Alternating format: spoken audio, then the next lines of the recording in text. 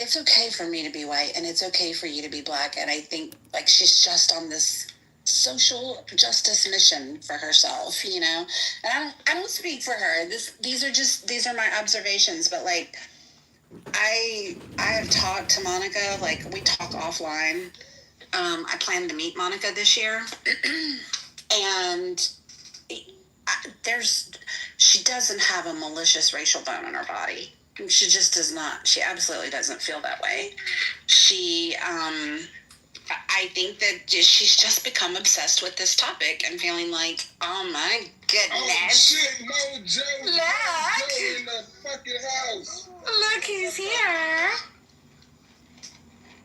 What up, Mojo? I have a busy day planned. I just wanted to come in, say good morning to the lovely ladies of the Muff, as well as the gentlemen of the Muff. That's right. Thank you, kind sir. How you doing? Hey, Rod, the people was questioning yesterday whether women should be modded in the Muff, and it struck me that like, who could moderate the Muff better than a woman? Well, listen, I know my way around the Muff pretty well myself, and yeah, no, ladies belong in the Muff. It's yeah. Anyways. That's right. Men wouldn't moderate the Muff at all. It would be Muff all day long. Muff all day long. The Muff would be worn out if it was up to me. 5 minutes at a time. Well, I wanted to say hi. I'm so glad you did. Yeah, some of my favorite people in here on the stage. Oh, and in thank the you. Audience. Yeah. You just missed Scarlett too, my dear. Like she's going to start her Cracker Jack room in the hall. I don't even know what that means, but I might have to say hi to her. I might have to give her some heart emojis and make her feel weird. I'm so happy you popped in. Yeah. No, hey, popping in the Muff is kind of my thing. Hey, we like a good Muff popping. Oh man. Well, anyways, I just wanted to give a little shout out to all my friends. We've got the driver, we got Wallace, we got Mana holding it down in Hawaii, and you got Howard, my good friend. We got Joss. We even got Mojo Vibrations, a nice little nod. Hopefully that's the Congressman candidate Kitover down there. Oh wow, look at him. Hey, I think he's going to outperform expectations. That's my prediction. Here's the thing. We had to add a little disclaimer to the House rule page. Often imitated, never duplicated, the original trademarked in the Muff, because the congressman's got his own little in the Muff. Aw. Well, he listen, let him do his thing. He's running a campaign. We don't want to interfere with his effort to listen. I don't know if you guys have heard, but there's $37 trillion worth of debt. There's $100 trillion of unfunded liabilities. Who's going to fight that fight if you don't elect him? Right? Well, we've definitely been giving the candidate some stage time, for sure. Awesome. Well, yeah. Speaking of stage time, I'm going to go. All right. I'm gonna get going here. I'll let you guys enjoy your stage time, but I truly do love all of you, and it's good to see you. What a tease! You too. Have a great day. Shout out to Stephen Bader in the audience. He's a cool dude. You guys should bring him up. I like him. Yep. All right, man. I'll talk to you guys later. Bye. Bye. Aww. That was unexpected, but very pleasant. Yes. He's been checking in every day, but yeah, I think that's the first time I've seen him come into an open room, so woohoo. I'm glad for it. I hope it's an indication that, the dust is starting to settle. Y'all brace yourselves for the, same old political rivalries. Dems bad, conservatives worse. What did I miss? I missed it. What did I? The owner of the house just popped in. We hadn't seen him in a few days, so it was good to see him. For sure. Yeah, I hadn't seen him in over a week. Yep. Well, he was on vacation for last week, Hakima. But he's been back since last Friday.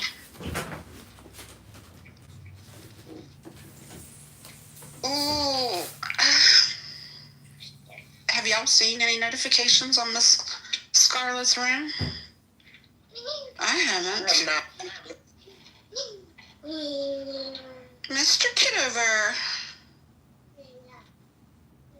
Good morning, ladies and gentlemen. How you doing? I'm breathing. I am alive. Happy to hear it. Happy to hear it. I what if Roger was a character of John Kitover? There was no Roger. He was just a character of John Kitover. How fascinating would that be? That'd be one hell of a twist, wouldn't it? Plot twist. What's interesting is, I'm not getting the negative feedback from doing a Roger impersonation by Big Mojo. Well, because you're identifying as the character, not the person. Well, see, everybody gets conditioned by Mojo or by Roger. Everybody gets conditioned by... So what I'm saying is, obviously, there's no such person as Mojo. Right. But I'm just saying anybody could be a Mojo. Anybody could be Roger, Roger Mayhem. Because it's not a real person. You stole my mojo, baby, yeah. Yeah, but the new rules state, there's always the original. You can have a lot of imitators, That's but right. everybody knows that voice is the Mojo / Roger Mayhem persona.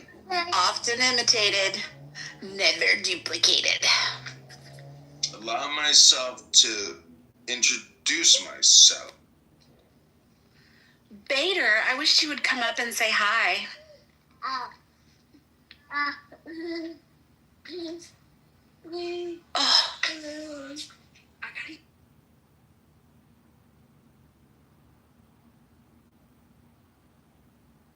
So I was listening to Dr. Jordan last night. Somebody was asking him for a psychological analysis on somebody, and it's so funny because I was waiting for him to say narcissism or narcissist, and he said it within the first sentence. That's actually, I told you I had a question I wanted to ask Dr. J. I wanted to ask him about narcissistic love bombing. It's been on my list for a while. And I wanted to ask last night, but it really wasn't topical to what they were discussing, so I kept it to myself. But I wanted to hear his expertise on narcissistic love bombing. I would like to hear it too, because that whole love bombing thing is interesting. I would love to hear Dr. Jordan talk about it. If it's the same or not. I sent him an invite, but I don't know. He might not be able to come up right now. He's probably in the gym right now, more than likely, knowing Dr. Jordan. Yeah, he was on late last night. But it's out there, Dr. J. When you get a minute, I would love to hear your expertise on the topic.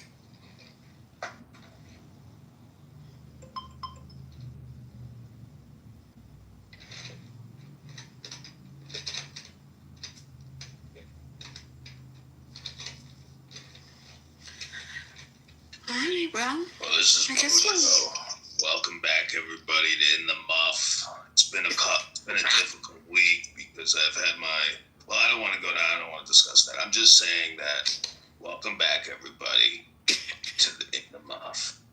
Wake. Hey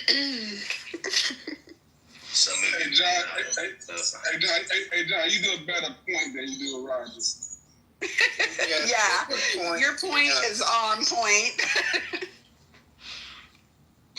Yeah, that would be funny to create a point account, like a cartoon account. I also think these baby accounts are very funny, like Baby Pepe, Baby Monica, Baby JB. Yeah. Like, baby accounts are very funny. Yeah, and I've seen them in the room at the same time. I think it's a couple people actually playing on the whole. I haven't heard nothing about it. Tell me, what's with these baby accounts? There's a Baby Pepe. They used like AI to make a Baby Pepe. There's a Baby JB. The BJB currently has as his nickname Monica, but that's the Baby JB. They'll show up together and do a little chat warrioring, but they don't ever come up on stage and talk. So nobody knows who's doing this. Nobody knows. Yeah, nobody's who's doing it. They're a little provocative. Yeah.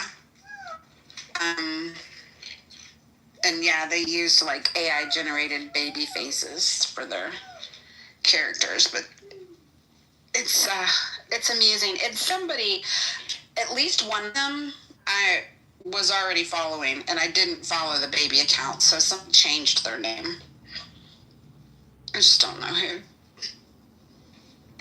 I'm thinking about making a Baby Pepe account and then going into his rooms and then being like, "Hey, it's me, Baby Pepe," you know, and like fucking with him. But I've heard so many people attribute the point account to you, and I'm like, no.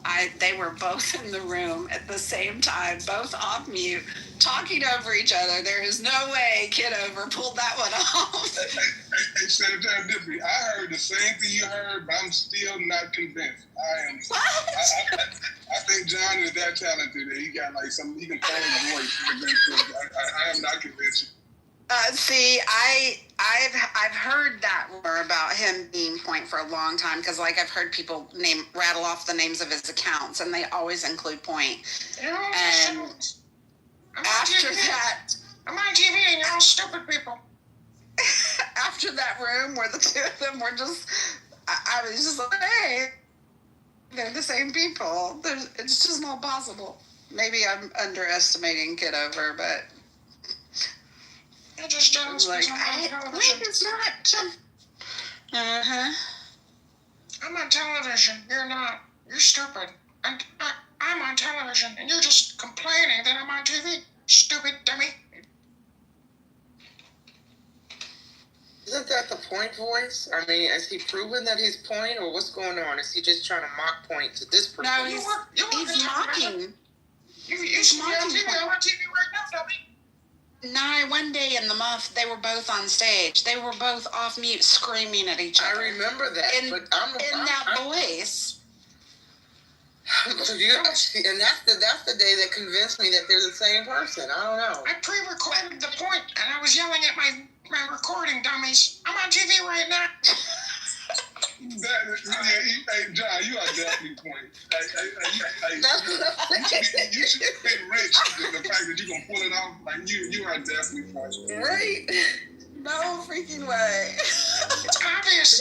I'm a gay white man pretending to be a black woman. Duh, dummy. I'm on TV right now, and you're just upset about it. Look how talented. If you're not, you are just one talented dude. This fascinating. I don't know, Hakeem, but I've definitely seen worse on this app. How do like point clearly got a fake voice? How do you mock a fake voice and get it that right there? Like I'm not bad. I'm not. I don't know. Like I said, I'd have bought into it potentially had I not seen it for myself.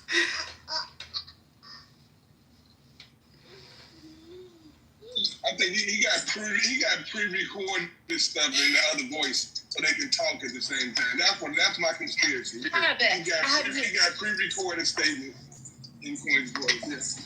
I don't know if you've ever, like, I've been in a room where somebody thought they were being a sneaky squirrel and streaming it elsewhere, and like when you have two phones within a reasonable proximity and they're both off mute, you get this atrocious feedback, like this ringing, this ear-piercing ringing.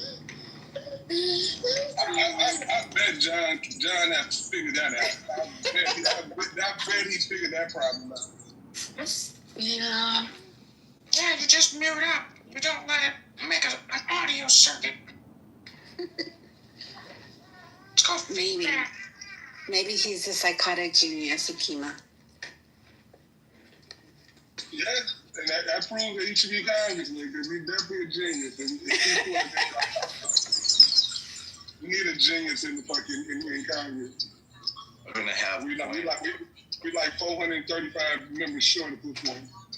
I'm gonna have Point call Congressman LaHood's office and complain about his AIPAC money in Israel, and then we'll create a room and say, Point calls Congressman LaHood.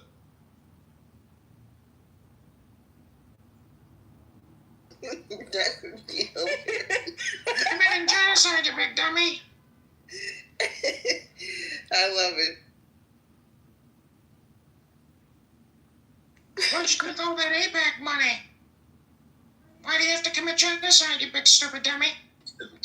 Now, come on, Sarah Diffley. Can I be for real? That is the point.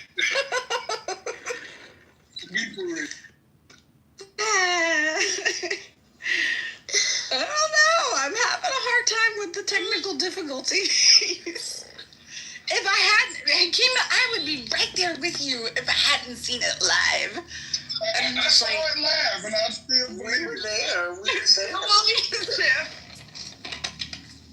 I would bet anything that he can change his PTR and go into politically correct. They would never know. I would bet on it. I don't know, Kitover, will you share your deep, dark secrets with us and answer the point controversy and let us know if you're both? Are you that diabolical? What's the point? I'm on TV and you're not. Everyone just hates me because I'm on TV. And I'm famous, and I make a lot of money doing it. Big stupid dummies. I don't know, Akima. Oh no. I just want to say I'm driving. Just stop for a minute. Give me like 10 minutes off the car. Give me genocide in Gaza, big stupid dummy. Yeah, I'm 100% convinced now. There's no question that it's hilarious. It's hilarious to me, John. You know what? You are a master. You're a genius of the mind. Well, most people don't know that I'm actually just a white guy pretending to be a black woman and I'm gay, but I don't know, everybody's so angry with me all the time because they're just a bunch of big stupid dummies and I'm on TV.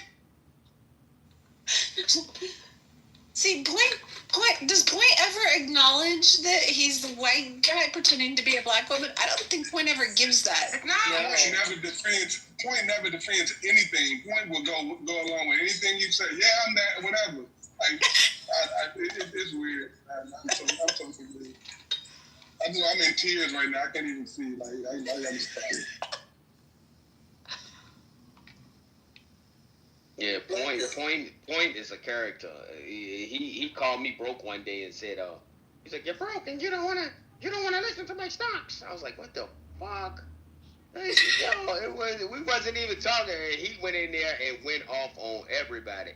I'm convinced that's Point talking though. I think he got a burner phone. Well, Kitover, you got them all convinced.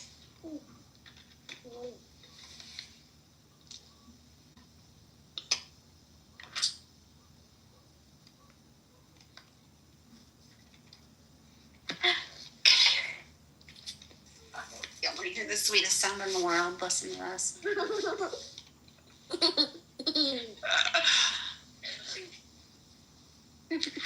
Well, before I created Point, there was Tiffany Sotheby. Tiffany Sotheby was the star of Clownhouse for 2 weeks.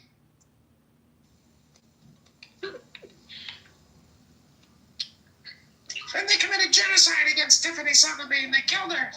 Because Tiffany was a big stupid...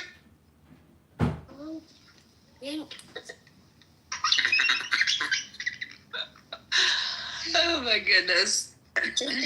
Tiffany, in the muff is shadow banned. Huh? It's shadow banned. For what? What happened here? Because of the muffin in the title? No, I don't know. You see? I see it in the hallway. Is it because I'm in here? Yeah.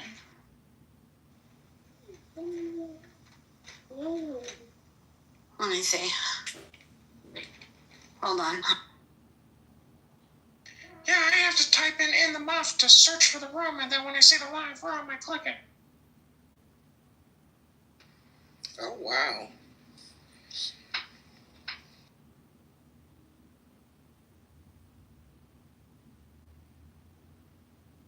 Clubhouse is just jealous that I'm on TV. Rohan is such a big stupid dummy. No, it's in the hallway. You're just paranoid, Anne. As usual. Oh my gosh, I love her. She is so funny, that troll. She's the best. Point. Yes. It's John. John Kitover is funny. Stop it, really? Yeah. What are you doing? He's been confirming it now on the stage. He's doing the voice. We started suspecting it recently, and he just pretty much confirmed it without confirming it, because he's doing her voice, and it's so accurate. Yeah. Wow. Go ahead and give John his flowers. Yes. I don't know who's better, him or Travis. Travis was That's his characters were next level. Yeah, Oh my gosh. Travis was so good. really good. Yep. Love them. And he never waffled. Like, he never broke character. He didn't. I liked when he had like multiple characters on stage and would be arguing with each other. Yes. In one of our in one of our Don't Shoot the Messenger rooms one night, he came in as Judy, and one of the questions was, can you rap? And as Judy sang a whole rap song on stage, it was fucking hysterical. I'm sorry. I don't think I've ever laughed so hard. Oh my gosh, derisive. Yeah. Yay.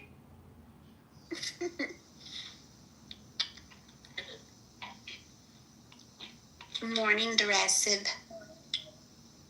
Hello.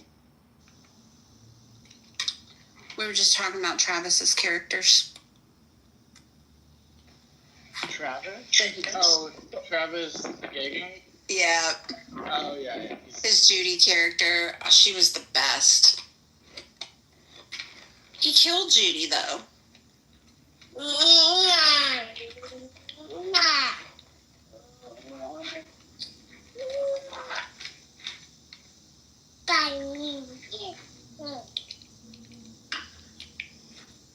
What are you doing today, Derisive?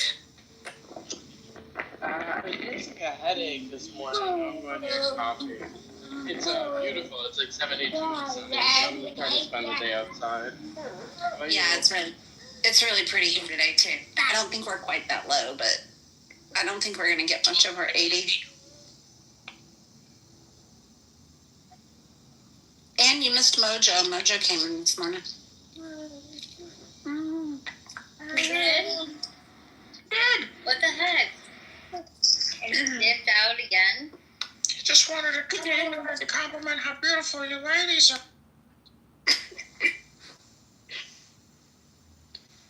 Thanks, Mojo Vibrations.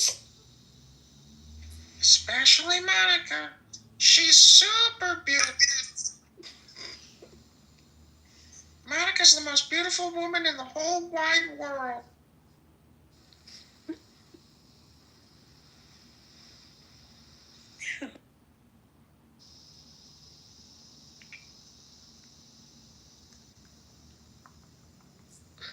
When God created the rose in the Garden of Eden, he was thinking of Monica. Is that right? Well, maybe the thorns part. Not too much on mine now. I mean the flower. The red That's part. right. Those beautiful little petals. I brought up yesterday in the room that Hakeem donated to the campaign to elect Kitover so he could kick Monica to the goo, and that upset a lot of people. Tell him to get over it. That room was so funny. I was not expecting her hyperbolic. He touched me. He touched me. Don't touch me. That was one of the best clubhouse moments. Definitely. Oh my God, that was so funny. He touched me without my consent. It's very funny. Go ahead, John. It's very funny how a room, like somebody polarizing comes in, takes over the room, but then somebody else like inverts that person's, takeover. It's like Clubhouse. There's never a dull moment because it always flip-flops. Yeah. In most rooms, for sure.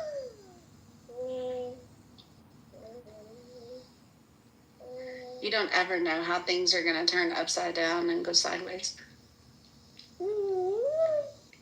People are very unpredictable.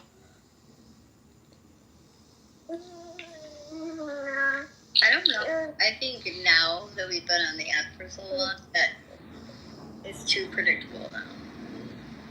Do you? Yeah. Like everyone does the same. I would say I'm not surprised, but I'm not surprised by a lot of the actions of a lot of the people, but the way that like the most obscure thing causes it to suddenly go sideways, I'm always like scratching my head like, really? This is what we're doing now? I don't know.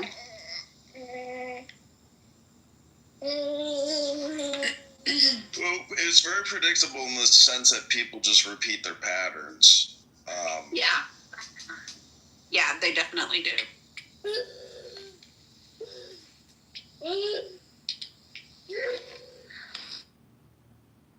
But it's, like you could go to Uncle Steve's atheist room right now and people make their little like Sunday morning soliloquies and they get their little 5 minutes of preaching and, then a lot of people leave.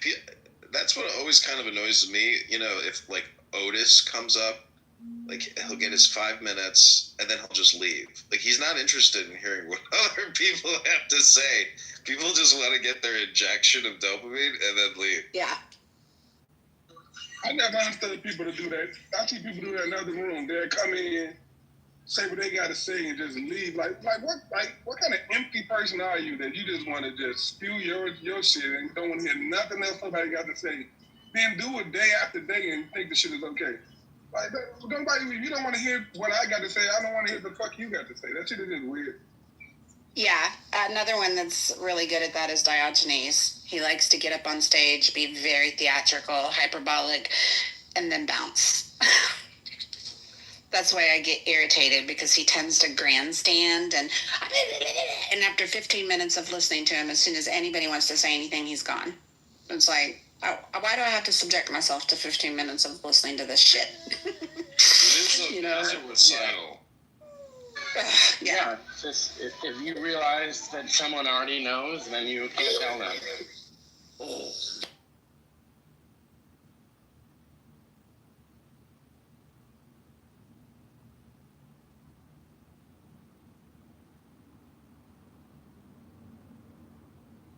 I don't know. I think it's like identity projection, where you come in, you do your recital of your core tenet beliefs about how Orange Man is bad and about how there's structural white racism and white supremacy.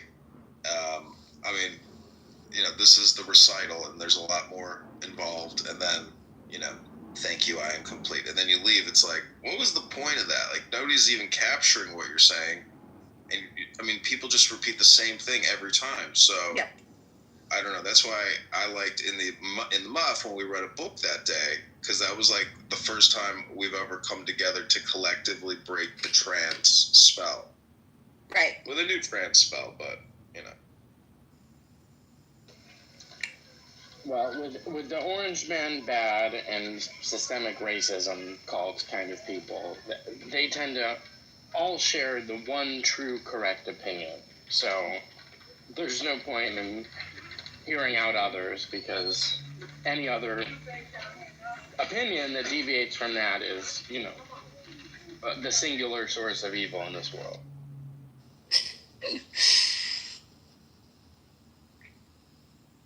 For the record, both those things are true. The Orange Man is bad, and there is but the people that believe that are not the only kind of people that do that. That do what we're talking about. People across the spectrum do that same shit.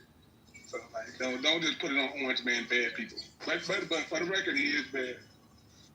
Oh my goodness. Well, that's a valid point, because it's gotten worse than ever, in the sense that there's Orange Man bad people, and then there's Trump is the singular and unique source of all evil, every issue in this world, no matter how seemingly disparate or unrelated. That has increased in the last 6 months, I would say. Well, I'm not so sure. I hear Obama bad, even though he's been out of office for a decade. I still hear the Biden did this, and you still hear that. So like, don't act like it just. Well, we heard for 4 years that Biden is dying, and he's this, and Biden this, Biden fucked up this, and people still do it. Trump still do it to this day. Let some shit go wrong. You gotta blame that shit on Biden or Obama. He still does it today. So for a regular person to do it, I don't see why you're shocked when he does it himself. Well, we weren't wrong. Joe Biden is dying. All the claims that we made as Republicans, and y'all call us conspiracy theorists, all those things have come true, come to be true. So no, what we're trying. Biden is dying. What we're trying to point out. He's 163 years old. What we're trying to point out is that people repeat their pattern. And so we're kind of doing the pattern dance again. What I'm trying to say is, if I was a gay black man and, I came on here and I did my recital, my point is, like, how do you break the spam? Because it's just repetition. Nobody wants a duplicate. You break it by actually talking about it, opposed to like everybody do the whataboutism. Like, if I say something about Trump, what about Biden, or vice versa? Like, so we never get to the actual issue, because we're always going back and forth. Like, unless people like, there's no genuine conversation don't really exist. There's always people trying to win the argument. When everybody trying to win, opposed to actually come to a conclusion, we always going to get stuck in the same place.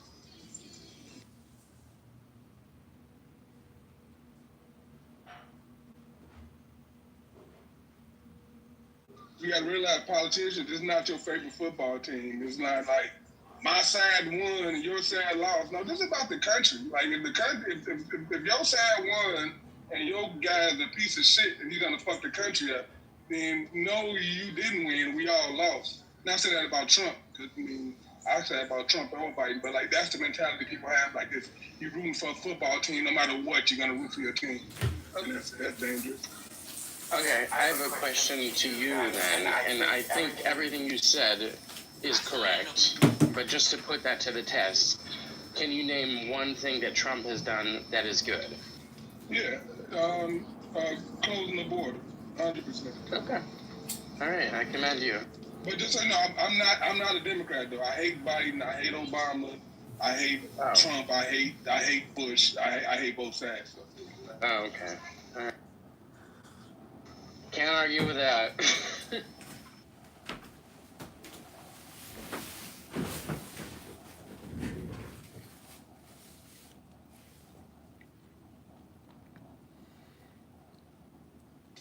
What's next? Let's solve the world's problems. In 5 minutes. Narcissist right in 5 minutes. One at a time. Few people call me, but narcissistic when love they bombing do, all I over them. engage with them if they want to. I'm not afraid. You might get in trouble with that title. Right? You're going to get pulled into the nonsense. I didn't put that title in there. Oh, He asked me, "Are you a real book?" I said, But I "How am did you top know that?" left.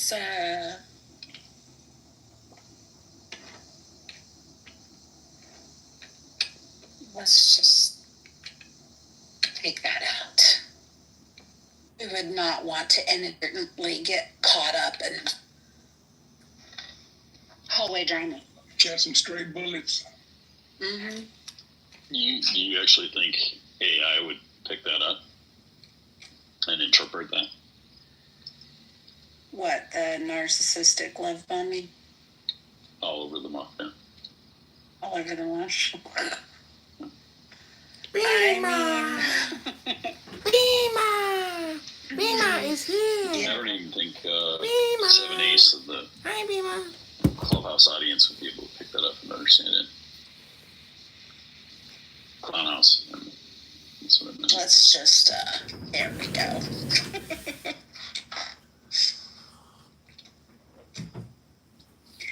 There we go. Besides, don't knock it until you try it. Oh my God.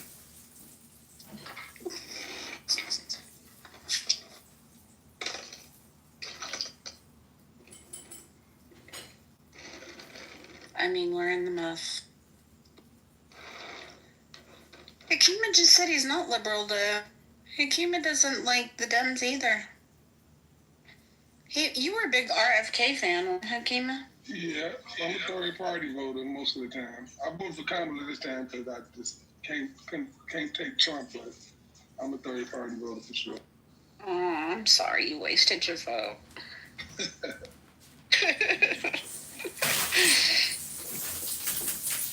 Me and 70-some million others, so it's all good. Right.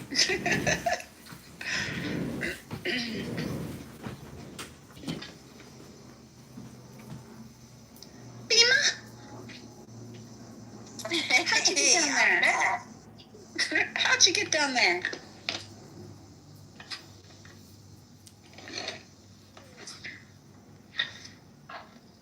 I mean, this room's really winding down.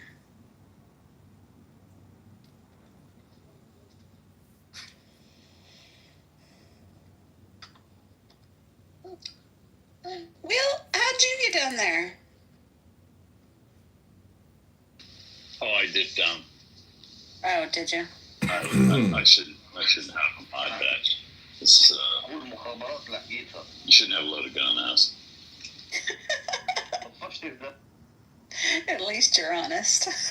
He disarmed himself. I'm gonna put the guns up.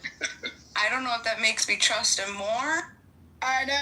It definitely makes me trust him more. Yeah, you almost gotta trust him more for that. Yeah.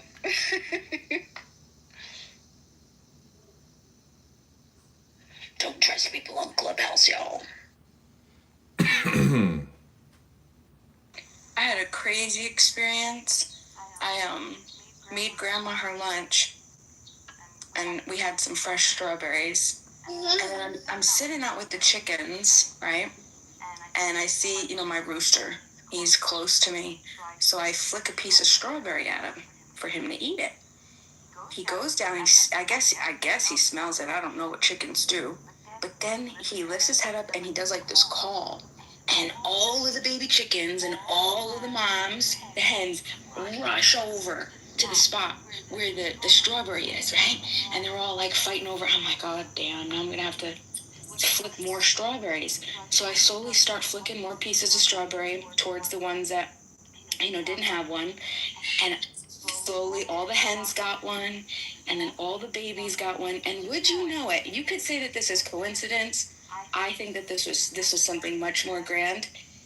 The rooster, Big Red McGraw, didn't take a piece of that strawberry until everybody had a damn piece of strawberry. No, I know that because I follow a lot of on the clubhouse course, streets. Ranchers and stuff, breeders and whatnot. And one of the ranchers, he's got shit tons of chickens and stuff. His rooster does the same thing. Like, he films it all the time. His rooster will call them all over and let all of them eat before he eats. That's amazing. Leaders eat last. I guess so. I don't know. It's definitely a thing, though, because I've seen his videos on it.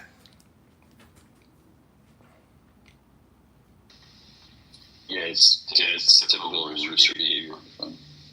I guess taking care of his flock or whatever. He takes his role seriously. Right?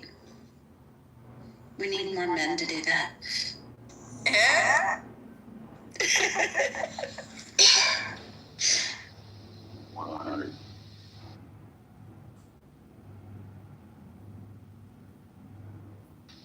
We need more beamers in the world. Flipping strawberry. Yeah. Don't say that too loud, too often, because People will misinterpret, and then people will be accosted with flipping the bean all the time.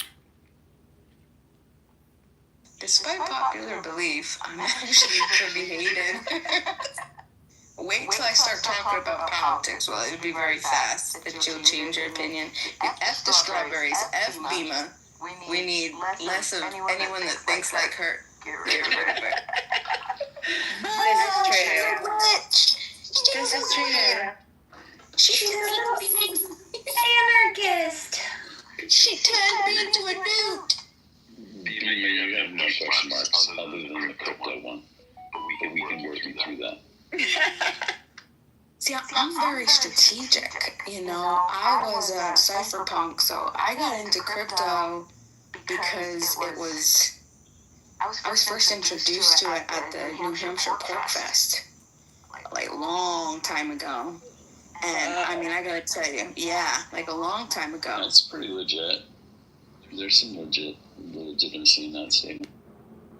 Yeah, and it was just people, you know, I didn't get into it for the money. I got into it for the utility, you know, of like government. I mean, you know, a voluntarist, an anarchist. So you could only see how that aligns with my philosophical worldview. And then, you know, the meme coin started, and that's interesting, but you can, you know, and it's difficult. It's a hard place to navigate. So, not to take the muff in this direction, but I do have a serious question. Are you strategic enough that you are adjacent to the belly buttons of these coins that are going to do the rug pull? Like, are you close to the information so you're part of, like, you know when to sell, when to exit, when to buy? No, I'm a super snob. I'm a super snob. I have people in very high places that know how to read. And when I say high places, I mean they just know how to understand code and white paper. We go through. Like, I'm kind of like the exposer. I'll tell you, you know, like if you were to ask me, oh, what should I invest in, Bima, because you do so good. My first thing will say, I'll tell you, if you ask anybody that and they tell you what coin to invest in, don't trust them. Just walk away. There has to be a bunch of questions that need to be asked before anything like that. I'm not going to give you an answer. You know what I mean? You got to do your research. You got to know the community. You got to understand the white paper. You got to understand how the keys are. Is it immutable? What chain? You got to know all of that stuff. And unless, you know, because you're right, like the scammers, they just rinse wash, and they'll just be all over the place. So chances are you're not gonna like what I have to say about a lot of stuff, but also I'm not gonna tell you that it can't be useful. Yeah, I think 99% of the non-Bitcoin coins are scams. But so I'm kind of Bitcoin only at this point. But, you know, I mean, I think the rest are like casinos. Like, you know, Ether has utility because it powers so many other coins, but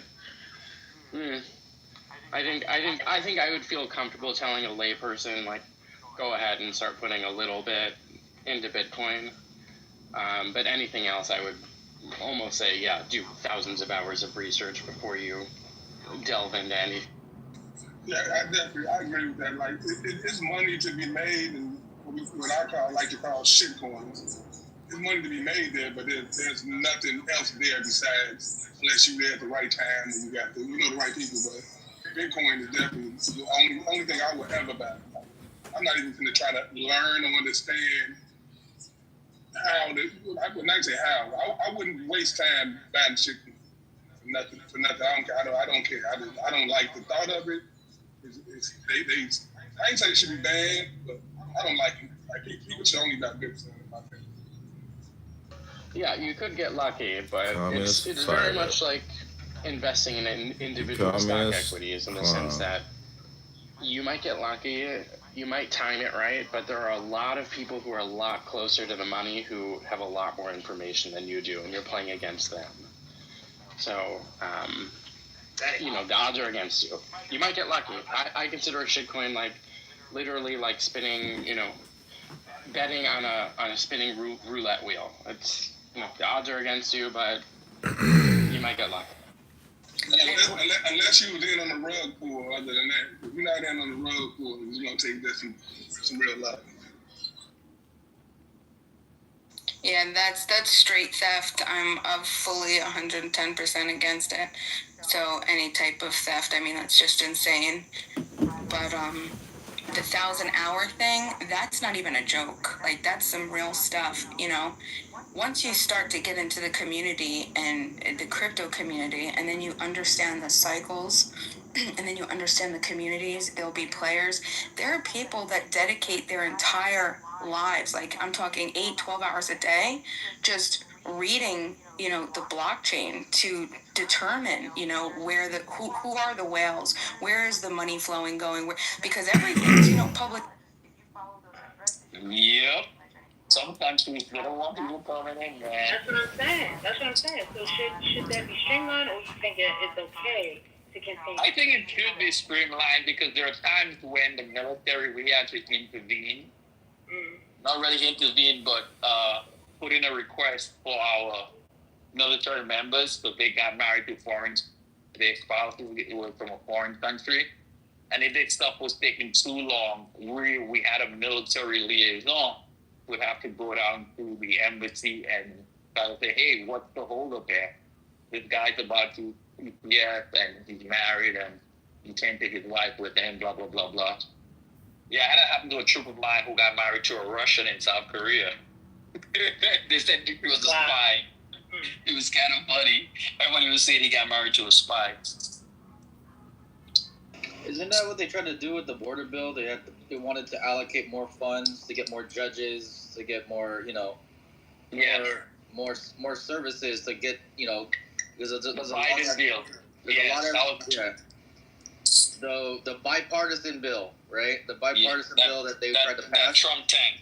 Yeah, that Trump tank. Yes, that is true. That's one of the main things, and it was to increase the amount of federal immigration judges because there's not enough of them. I mean, more judges is less time in the system, right? So get them. Because the docket is because your docket now you have more instead of going for a judge who has 1,000 people on his docket to adjudicate, you might have less because the judges could share the load. Yeah, and see, this is what I'm talking about. When you do that, then it decreases the amount of people who are here without like an unknown, you know what I mean? Like just floating in the air kind of thing. It's either yes or no. Either you in or you're not. Like, if they had the judges to be able to consider that. Now you got like long ass wait periods, like months at a time before their next appointment. Sometimes almost a year.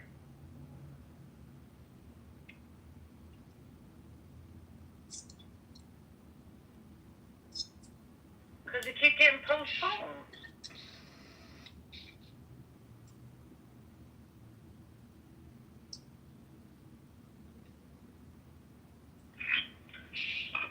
Anyway. I got a poor connection. Hey, strong back. Emma, where you at? I just came from the supermarket. I'm headed back home. Oh, what are you getting ready to fix? My wife sent me to get a whole bunch of cheeses. I don't know what she's cooking. Oh, you about to have company? Getting a bunch of cheeses. That sounds like people coming. I don't think so. So y'all just gonna be eating cheeses? What's going on? She might be cooking something. You're the charcuterie board. Exactly. She might be cooking Italian. I don't know.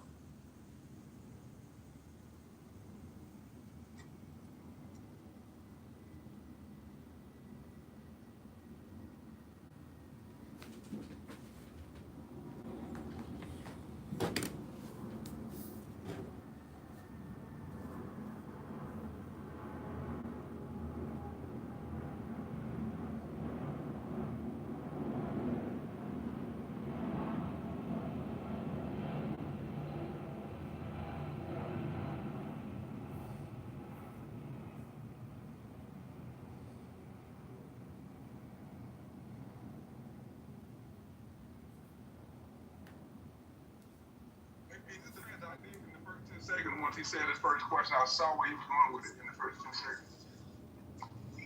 So I think that's just being on. It's not criticism. It's just my concern that you have confidence in this. Shit going Watching dog videos. I'd rather you be close to where the rug pull happens. Then I can understand why you're involved in it. Because you have insider information. But that nap show does sound a little. First to get out. I'm feeling a bit nappish. I have to say, Jess, if that's where we're at, that we have to watch dog videos to entertain us and get our minds off of what's going on, I so get it. Has happened. It's so true. I love dogs. That's one of my ways. Brought to you by the United They're the States best. Association. The dog videos are the best. Congressman in the 16th district, I think, connecting district That was before so redistricting. But he is a can kicker. I'm gonna. Stayed around white people. That's how I knew them by their dog. I didn't know none of their names, but I was like, oh my God, Ava. But I think probably Serendipity and I and Anne are like pulling out tiny razor blades right now. I rearranged my home office over the last week, and my dog saw me on Zoom for the first time. And she's looking at my screen, and she's like, wait, I know the person in that screen, but you're right here. And she was having the hardest time trying to figure out why I was in the screen when I was sitting right there. It was really funny.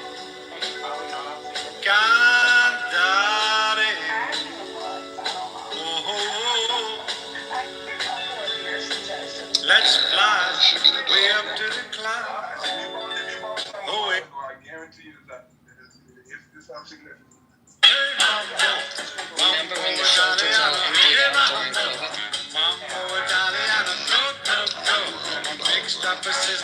I rescued one of those. He was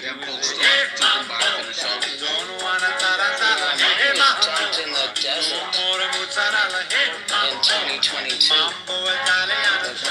So, yeah, they left her out in the middle of the desert. Hey, J09.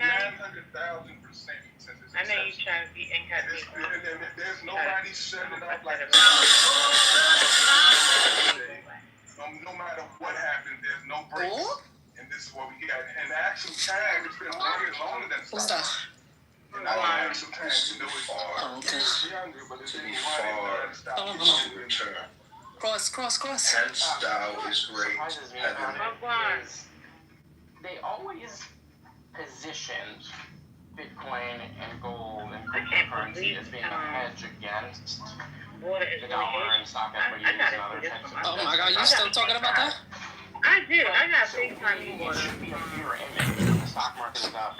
Water, can you post your Water, can you post your Instagram? They tend to move Stop up and acting up. down with other markets. I'm not calling. You know, I feel like No. eventually that. Let me see. No, it's not. I'll put it Oh, in no, profile. it's not.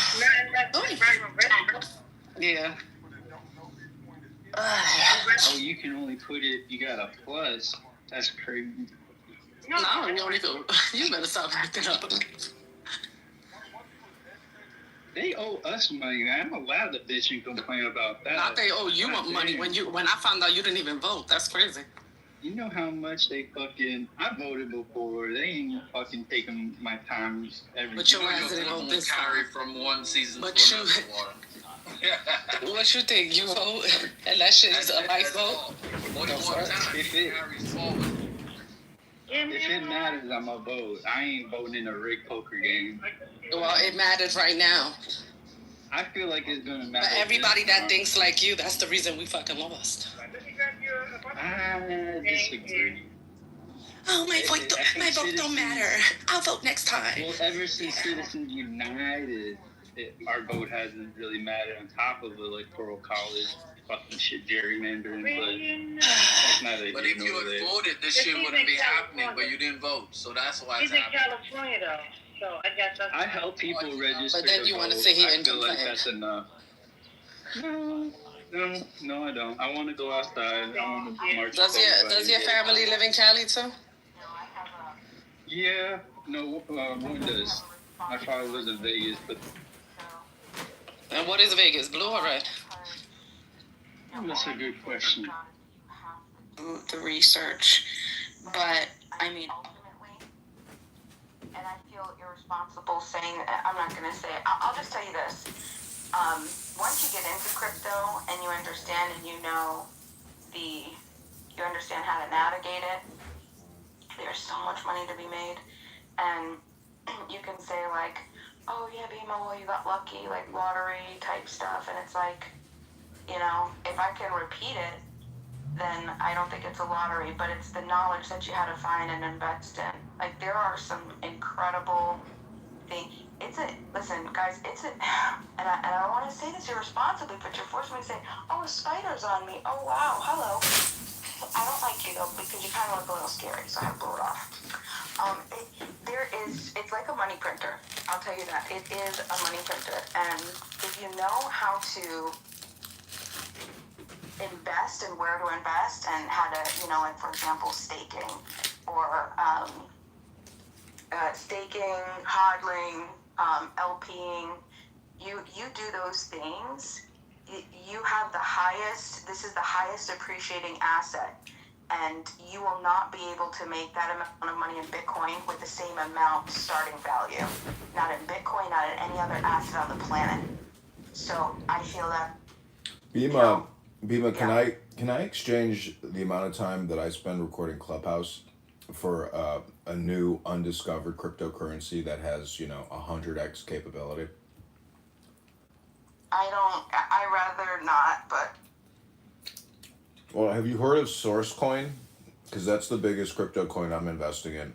Not many people know that SourceCoin was the forerunner to Bitcoin, and it's the primary central coin that the first crypto community ever created. It's called SourceCoin. It trades at $1. But I'm sure it can go to $1 million a coin because it's the source of all coins.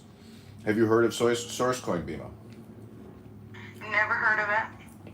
Well, I'm not pitching you on SourceCoin, nor do I think maybe you should be an investor. I don't know if you're qualified, but SourceCoin is the original cryptocurrency coin created in 1994 by a team of MIT engineers who have exclusively held this cryptocurrency in reserve for moments like today when crypto is finally becoming the dominant form of financial exchange as opposed to dollars.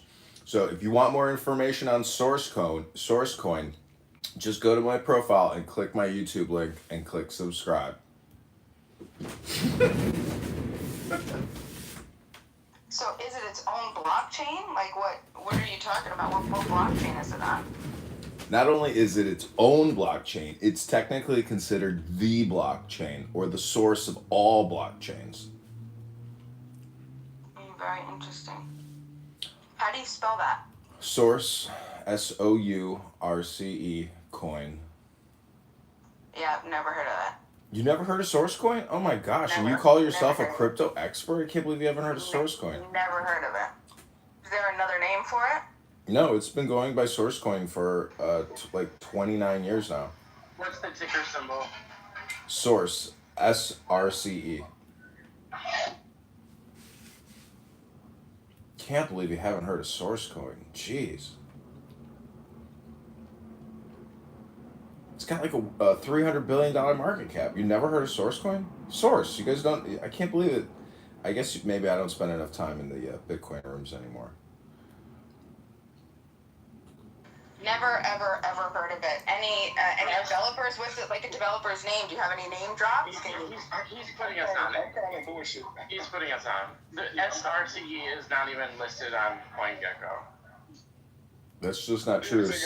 $300 billion market cap. Satoshi, they say Satoshi was one of the original developers, but he dropped out and went to form Bitcoin. But Sourcecoin was the original. Nobody can say that because they don't know who he is. Or somebody making a statement that Satoshi was part of something. It's nuts. Well, Satoshi in Japanese means red dragon. So they say that, you know, one of the original founders of Sourcecoin was the red dragon.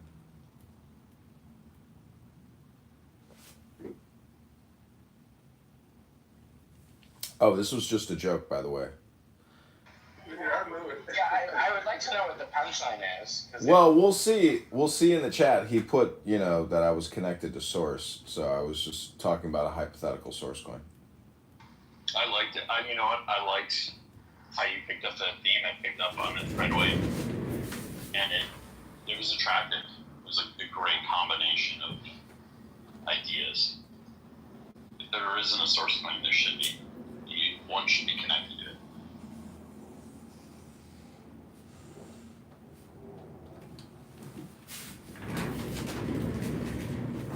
You're a bunch of Bitcoin geeks. Well, I'm trying to make the point that what Bima is technically doing is kind of like steering, or she uses all these technical terms like hodling, straddling. I mean, yes, there's some layover with the stock market, but what I'm trying to say is those buzzwords are what you want to avoid in life, because that's basically, you know, the start of a rug pull. The real source, unfortunately, is the dollar, and everything is delimited, or, you know, it's broken up into dollars, which are like bits.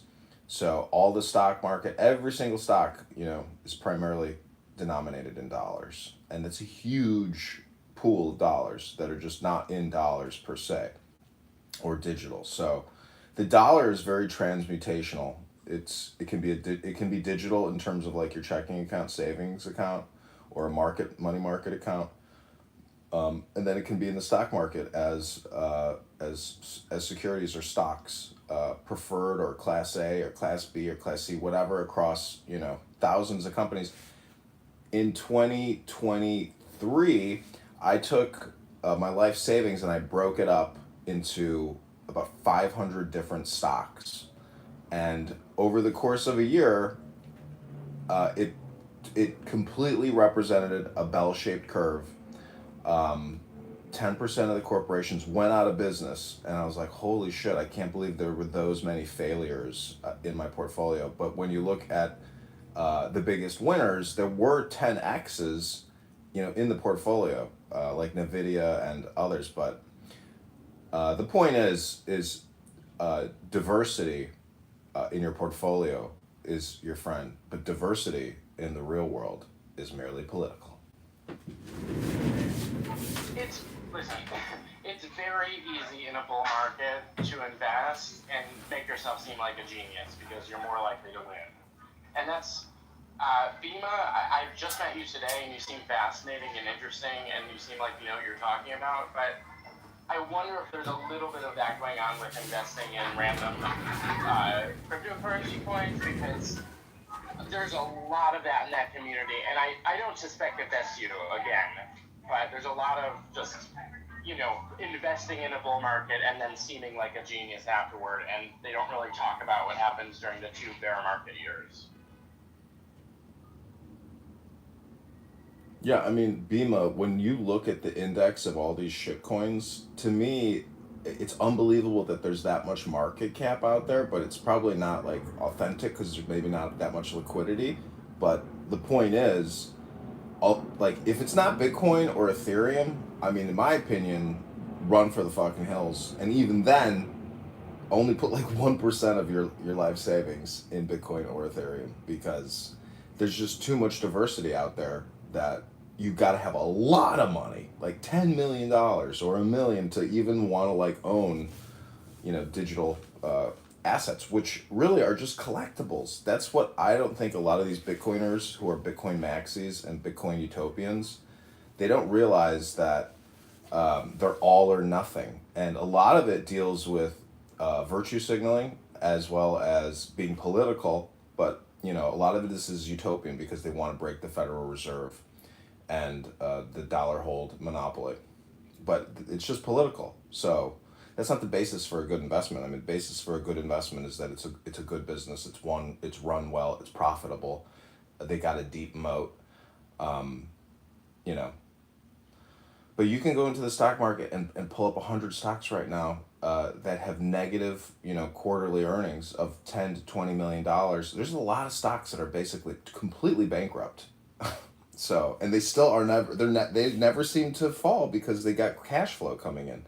Like these real estate investment trusts, how they keep that Ponzi scheme going is basically, it's like negative erosion. All these analysts just sit there and say, oh, okay, they do all this REIT analysis, and there's just REIT people that all they do is analysis on REIT, which is like what you said with crypto, people who are just hyper focused on that ledger, looking at it nonstop. It becomes an addiction, aka a hypnosis or a trance. And so once you're able to disengage from the stock market, it's the same thing. Clubhouse is like an audio social version of somebody who has to go to work and look at the stock market and do analysis all day and rearrange the portfolio and constantly optimize. So I hope that makes sense. It's up to you to choose how you want to spend your time, optimizing whatever it is that you're trying to optimize. Yeah, I think for people that are like listening into this and they just want to make like a quick buck, and it's just like, yeah, I want to make some money.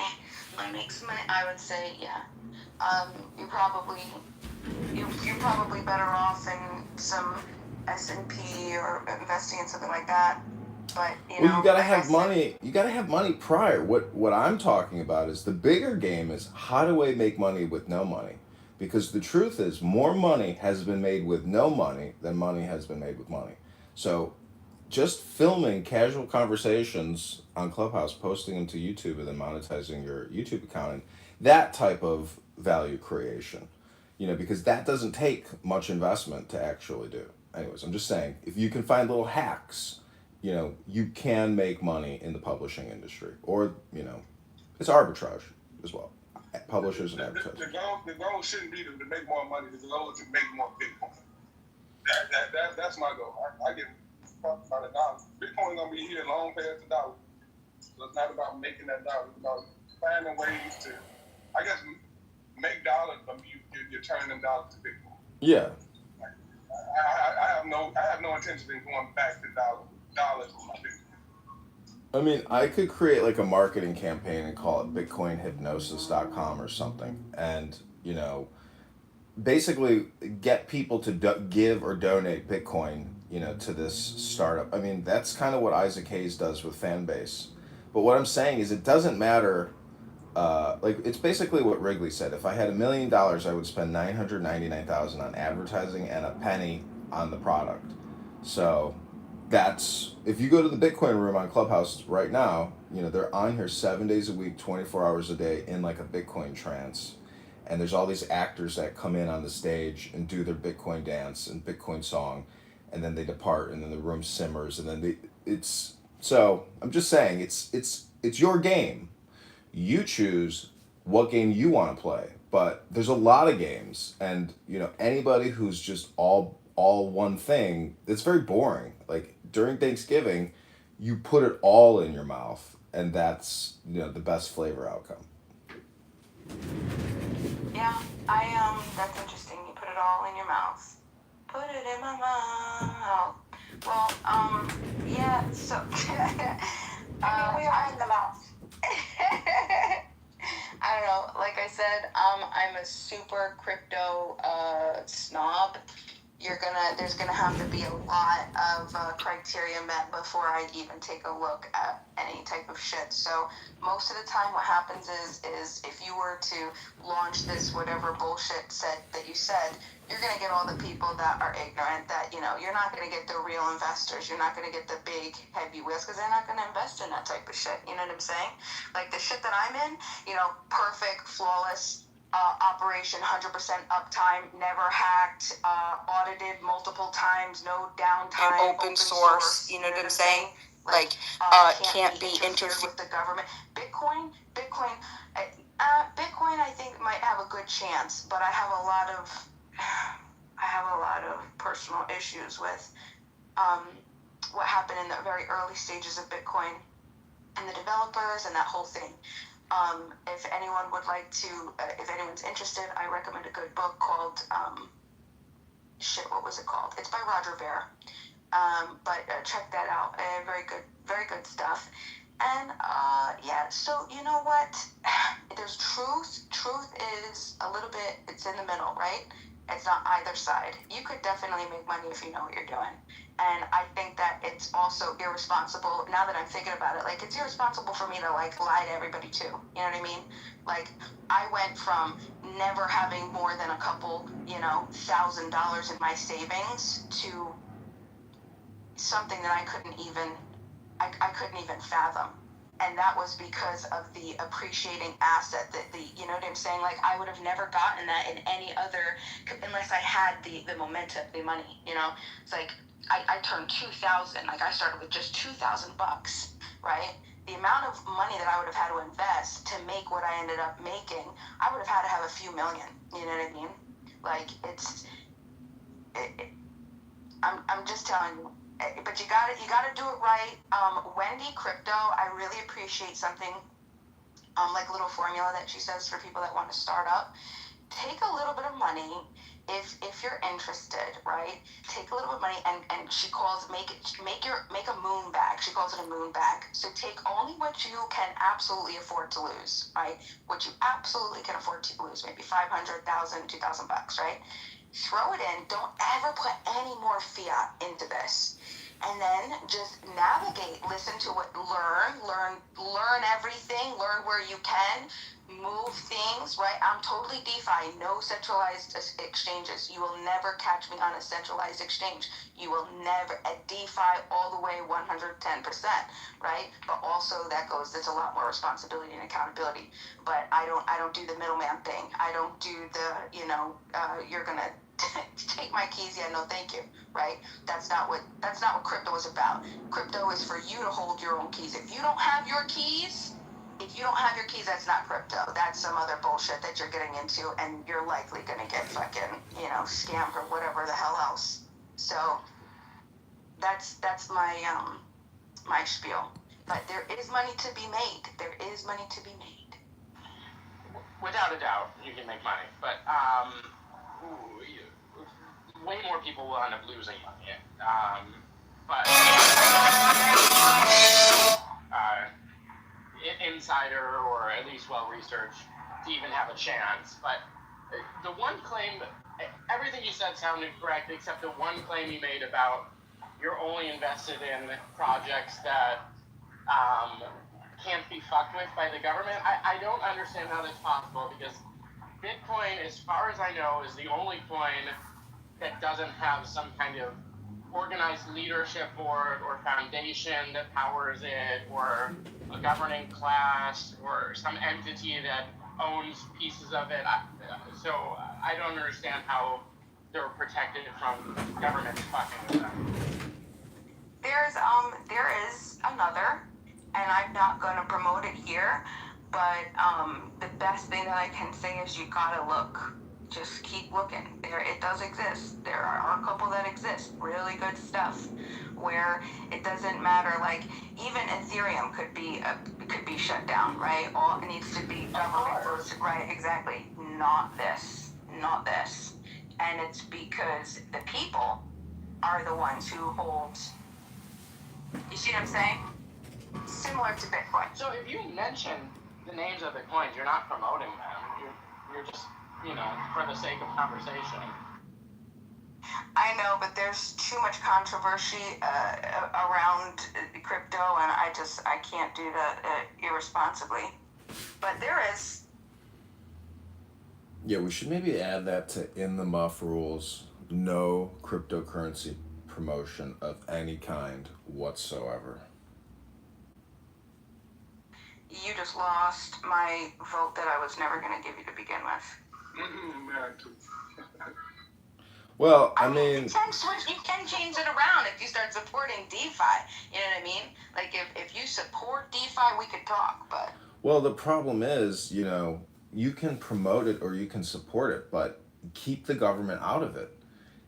Keep the Federal Reserve out of it. So if they want to do CBDC, and they're going to create this international, super coin with all the world's central banks, which is technically pretty much what they already have, there's no chance of ever breaking the global banking cartel's monopoly on all of our lives. That's the true ledger of everyone's life. Your social security number has a huge database connected to it, and you are the recipient of all that engineering. So, the social security number is a very powerful tool that a lot of people around the world want. Why do you think all these people coming across they're coming here because they want the social security, which is really just a number. They want to get connected to that ledger, to that blockchain, to that network. So that's one way to look at. It's a different approach to try to visualize how to maybe make changes to the game theory, to what the government. I'm not even sure what you even said. Do you think you could condense it and give me the abridgment in a sentence? Every American with a social security is secretly connected in a network which is tied to a database, and that's your social security. Okay, so what does it have to do with DeFi? I'm sorry. Because you're promoting DeFi, but you're not also criticizing government DeFi, which is what the Federal Reserve is doing, and secretly with other governments. I mean, I could Google articles about the CBDC. But what I'm saying is they want to create FedCoin, which supersedes all other coins in the same way that the dollar supersedes all other global currencies. Does that make sense, Bima?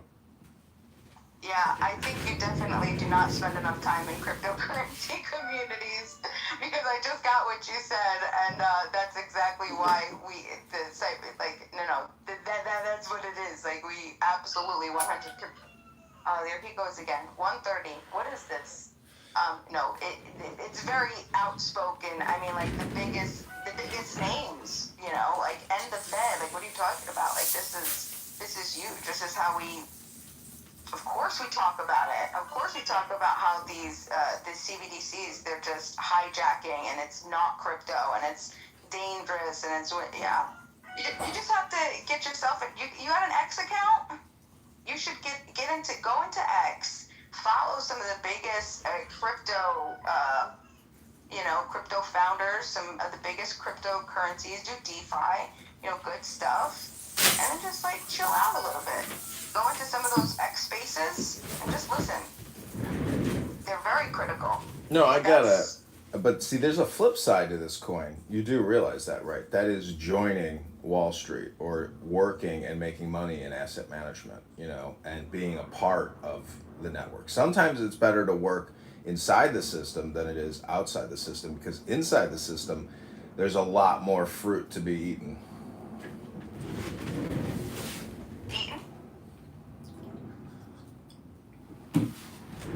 I'm so lost. I feel like you're talking in circles. No, I'm just saying. What he says 90% of the time. I'm just saying, no matter where you find yourself on the spectrum, you're always still in the muff.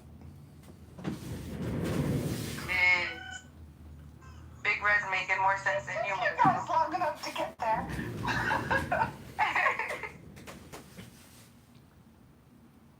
I mean, I could eat a peach all day. Yeah. Does anybody know what movie that's from? That's a quote.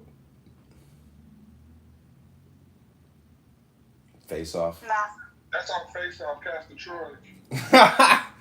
Damn, you even knew his name. Holy shit. You know, growing up, I had a milkman, and he would deliver us. No, excuse me, sorry, messed up. It was an Eggman. It was my father's. Okay, how do I explain this? So my father, his dad had a guy named Frank, the milkman.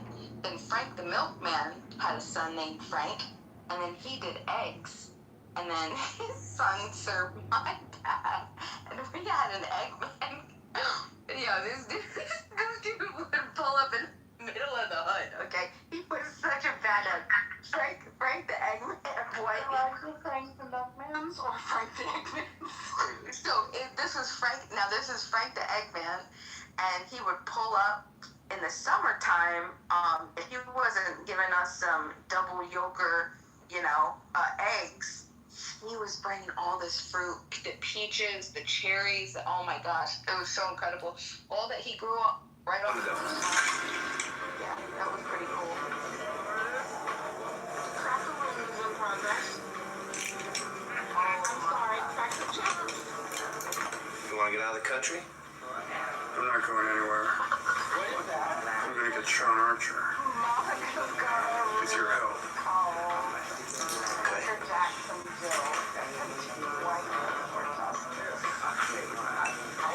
I saw one headline about that. Like, can you summarize what the Are you talking about the Cracker Barrel controversy? yeah. Yeah, they took the Cracker in the barrel.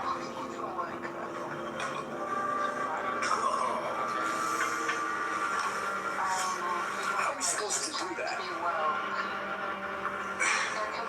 Vulnerable at home. No. This is Sean Archer we're talking about. This isn't just some Boy Scout. Fitch. Well, no, besides, his house is probably alarmed up the wazoo. Code is 10/19/86. That's his dead son's birthday. Don't it just break your heart? That's brilliant. Sick. How is it that you know so much about Sean Archer? I sleep with his wife.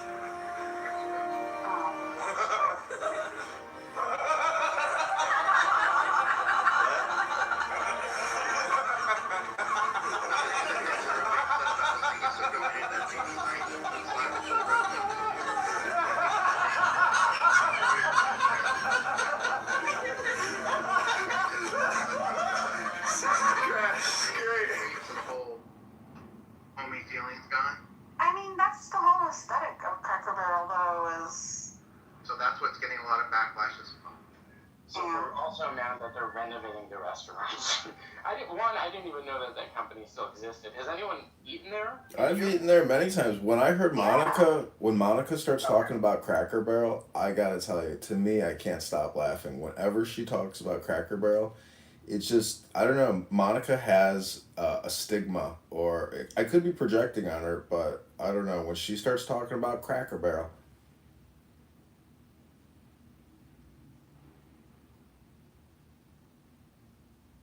like Moose down there. I want to over there, but I'm scared. I don't want to irritate her. Oh, actually, yeah, I guess we can't bring up, well, it's, anyways. I need to review the rules.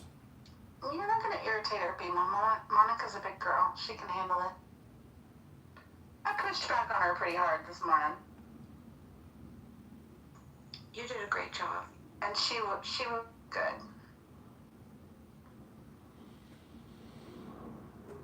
I know it sounds like she's on the fence for a minute. She's like, I love arguing with my friends, but I'm not saying we're gonna stop being friends. I'm like, oh, she's hungry. No, she wouldn't. The thing of it is, more often than not in private, that's where I tend to really push back on Monica and some of her things. Mostly because, like, I don't want to give the impression that, like, I don't know. I don't think it's good necessarily to, like, when I push back on some of her ideas and some of the things that she does, I don't want to embarrass her. I don't want her to think that, like, I don't support her as a person. But there are definitely things that she does sometimes that I have words to say about, you know. And I respect her enough to handle it privately in most arenas. But I told her, I said, you know, I don't want you to feel like I'm pushing on you. I said, but I might push back on you in public sometimes, just because I think you're being a little obtuse. And she doesn't care. Well, people can call what they do educational because they're playing some type of like academic clip, but then giggle about, you know, a gaslight topic because they think they're being smart and they're secretly getting away with the gaslight. So it's a game people are playing, but I would submit what's actually happening is stirring the pot and it's not educational. You have to pick up a book and read it into your cell phone on this app if you want to make a room educational. Otherwise, it's stirring the pot, it's gossip, it's drama, it's gaslight, and that's the game. Clubhouse is a very unique app in that way because humans are so smart and we're so multivariable and our brains are so powerful. We find a way to secretly stir the pot. And I'm secretly stirring the pot right now by saying, you know, don't stir the pot. See how that game works? I know. I mean, yesterday you created a room about no more doxing, and the room becomes like a conversation about. So that's like a dox soup you cooked up, and therefore you perpetuate what you know happened in previous rooms. No, I copied a room title. John. The final answer on doxing. So I copied that room title, and then I gave the final answer on doxing. This is what people take a long time to come around to. The medium is the message. This is what Clubhouse is. This is the medium of this app. And, like, it's inevitable. It's a circular train, and it always comes back to this. And, you know, the crowd needs their bit of blood at regular intervals, and that will never change. Well, see, the medium is the message, but when you're not on Clown House, you're no longer working or connected to that medium, which is like saying you've chosen a different pastel or different medium. You know, it's art. It comes down to the fact that most people don't realize it, but when you are here, you are creating art. Yeah, I uninstalled the app for 7 months, and then I slowly came back, and now I am back on it, and I know who hates who and why, and it's so fucking stupid and so inconsequential unless you're on this app all the time, and then it feels so weighty and palpable and irresistible also. Why do we do it? I refuse to keep track of who hates who. It's just too hard. I don't have the bandwidth for it. But if you do look up serendipity in the dictionary, the synonym is instigator, because that's what she is. She's an instigator. The biggest instigator on the app. Wow. And I thought you loved me, Yosh. Hey, is the grind dead? I don't know anymore. No, it's not dead. You just prefer to be in the muff. I just prefer to be in the muff. There's no better place to be. I think she is so well-rounded. Serendipity, I think you are probably one of the, if not the most well-rounded people on this app. You create such a nice, like, comfortable place to come and talk. Yeah. No, you really do. She's the most grounded person, female, on the app. Aw, listen to you guys giving me flowers. Y'all are so sweet. God, we've known each other a long time now. We have. Yep. We for sure. Yeah, she's also one of the good ones. Athena's a pretty good gal too, and she gets all her anarchy stuff. Have you ever gone to Anarcho-Poco? I know.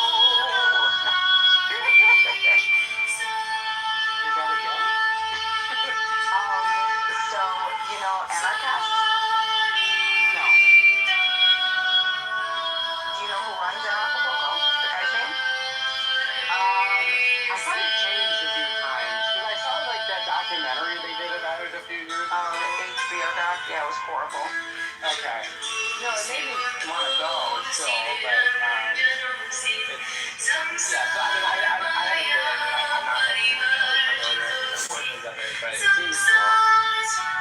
So, like, I really like the producers, like, the people, like, that was like a 7-year, I think it was 7 years, it was like a really long, they were dedicated to it, but I gotta tell you, like, there was so much drama, and I feel like that was, in a way, maybe what, I mean, you had to make a movie, you had to make something watchable, and it was just, I was like, oh no, please don't do this, don't do it, and then you pick specific people, but yeah, no.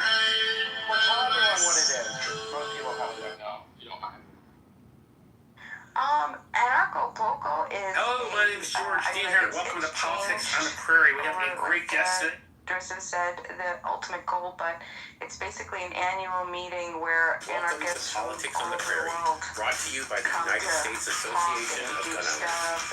In the modern world, the family's first defense. I mean, sing, song, eat, whole nine, in, not in the United States. I see another one, a lanternfly. These things are so fat. It's in Acapulco, Mexico. Hence the name. Anarchism mixed with Acapulco. So, Serendipity, if you wanted to do a clickbait title, you could say all of Clubhouse got doxxed, massive dox leak. Like, that would really stir the pot. Massive data leak. No, dox leak. You could say dox and data leak. But dox is an interesting word, a 3-letter word, which is new to the English language, I believe. Dox. Apparently I have a clickbait title already. Oh, that's true. That hashtag is actually very much in the muff. Hey, I had a C to the word doc, so it's French. Have you been to any other quote unquote in the United States, like anarchist? No, I would like to. I haven't. I've followed some of those online communities. Like I follow the New Hampshire Free State Project and Liberland in Europe and that kind of stuff. But I haven't actually physically been. I would like to. Very cool. Well, if you next year, if you decide, we should meet up. You should also take a look at Patrick Smith. Are you familiar with Patrick Smith? No, but I'll write it down. What about Larkin Rose? Mm-mm. What about Mark Passio? No, but I'm slightly getting more embarrassed as you keep going. No, it's okay. They're all different flavors. They're all going to offer you a different flavor. So, Patrick Smith is the choice. Bina, let me ask you a question. How do you think one can create the most value possible on Clown House for the limited amount of time that we all have here, for the rest of our lives? But how do you think somebody creates as much value as possible on this app? Well, that's embarrassing because what I want to say is exactly what I don't do.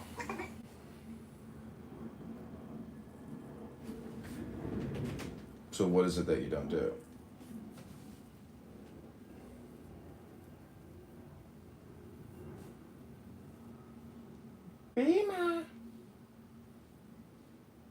It's embarrassing.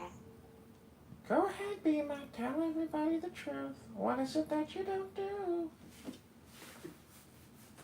I think I should listen more and talk less and offer information or quote unquote value. I don't think that first Bima, I don't think that first part works, listen more, talk less.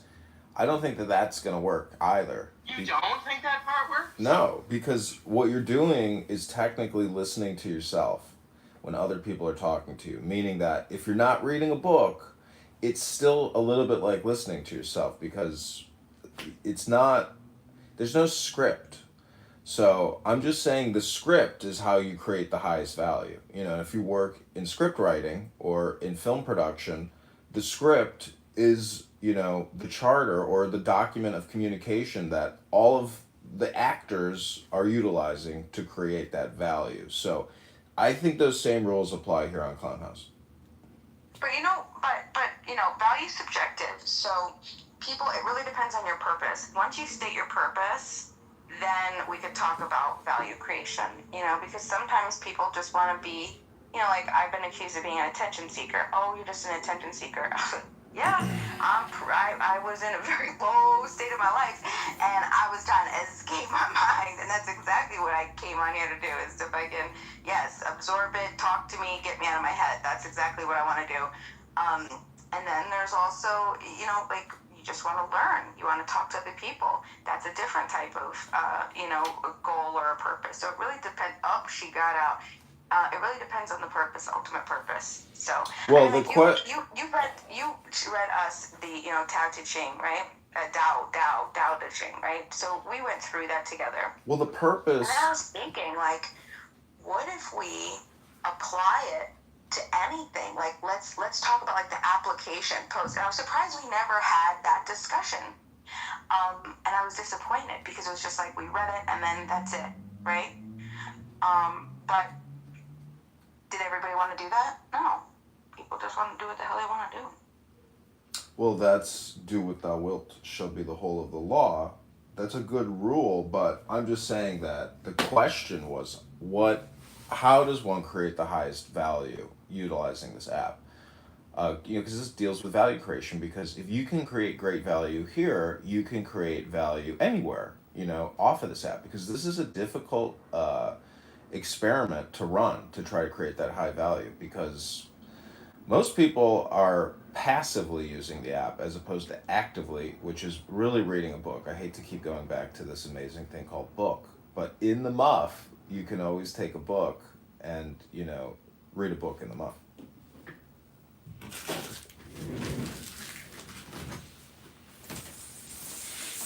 So you're saying that everything needs to be scripted like a radio show?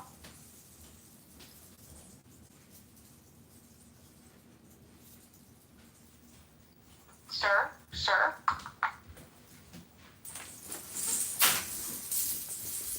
Yeah, I would submit or suggest that people on Clubhouse spend as much time reading books and scripts as much as possible, because if you've been here 5 years, 4 years, 3 years, you've already heard every major speaker say their elevator pitch, which is their pattern, and they will keep making those patterns over and over and over again. Therefore, every conversation you hear, from now and into all the future, it's still always going to be the same pattern. So the only way. But you don't. You know what though? I don't mean to cut you off. I'm so sorry. I apologize. I do recognize that I did that. But listen, the thing is, it's just you're never gonna win depending on what type of circles you're in. Perfect example is yesterday. I'm not gonna say any names, okay? But yesterday, a person had held a room, a recorded Wait, room. you can't bring drama in. You're breaking rule number 9, Bima. No, it's not drama. I'm giving you an example. Can I speak to your shift supervisor, Serendipity? Because in my opinion, you're about to break rule number 9. I just want a ruling. You're not a supermom. Okay. So I'll try to rephrase it. So I'll just get to the point, nit and gritty. Thank you for letting me rephrase this. I have read from books, information, like, which are deliberate rooms that are held specifically for education and sharing and rational discussion, Socratic dialogue. And I've read from a book and read out the information, and I get accused. All you do is read from a book. You don't, no thoughts of your, I mean, you just can't win. Yeah, that's what the Dhammapada says. You're damned if you do, you're damned if you don't. But what I'm saying is, reading a script is like putting more code into this conversation. And if you want to change the software, you have to put, more code or script into the situation, which is you. So this is all just about self-development, personal improvement, finding peace, finding silence, stillness, strength, flexibility.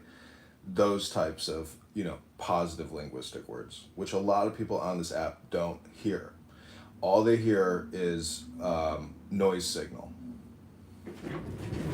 I think, though, then let's think about that, because then maybe that's an element that they're looking for. Because they could just go, I mean, like, we have all of these other amazing websites for podcasts and audiobooks and YouTube. If they wanted something scripted, they would just go there. But they're coming here for real-time discussion.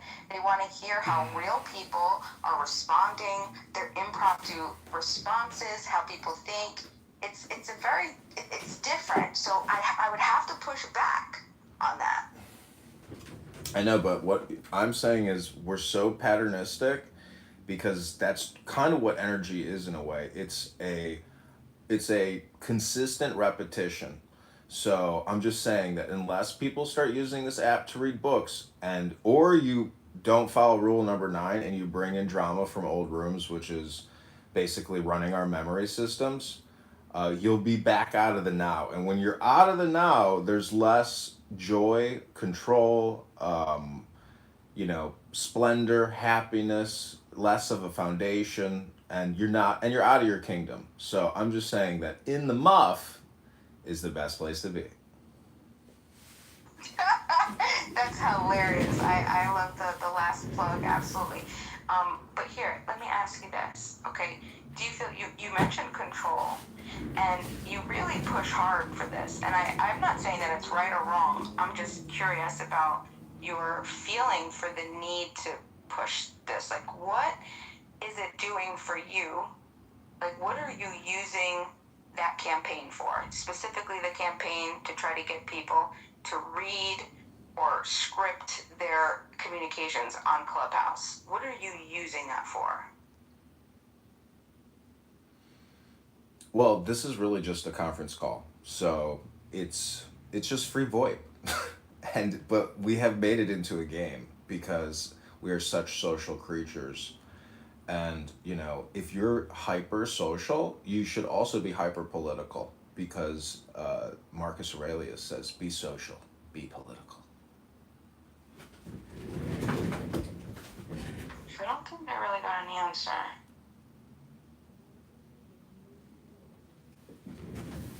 Does it make you feel good? Like, does it serve a need for you to promote this campaign? Like, what does it do for you in your mind? Well, I'm killing two birds with one stone, because as I run, I'm also recording political sentiment, political discourse, political topics, political activity, as well as homicidal ideation. So I'm literally capturing the entire spectrum of the American, thought, from male to female across the board. It's just interesting. This is the way I view my observations in my own scientific, experiment. Because if you're a scientist and you believe in, the scientific method, and you took those courses and you learned the processes to try to develop hypotheses and theories based off of your observations and repeatable experiments, what I'm saying is people just keep running the same experiment here on Clubhouse, and they don't know that because they're oblivious. I mean, like, I think that's assumption, to say that they don't know that, we really don't know what anybody knows. We can't pretend to be in somebody's mind. But also, you come and, we're just talking about why you want to run this campaign all the time. is it potentially that that's how you feel that you offer value to Clubhouse? Like, No, I asked you,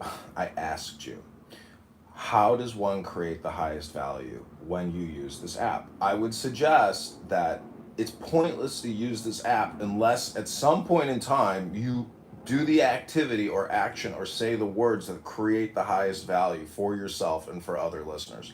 So shortly, after we finish this little Q&A, I'm going to read to you what's called a poem from a book.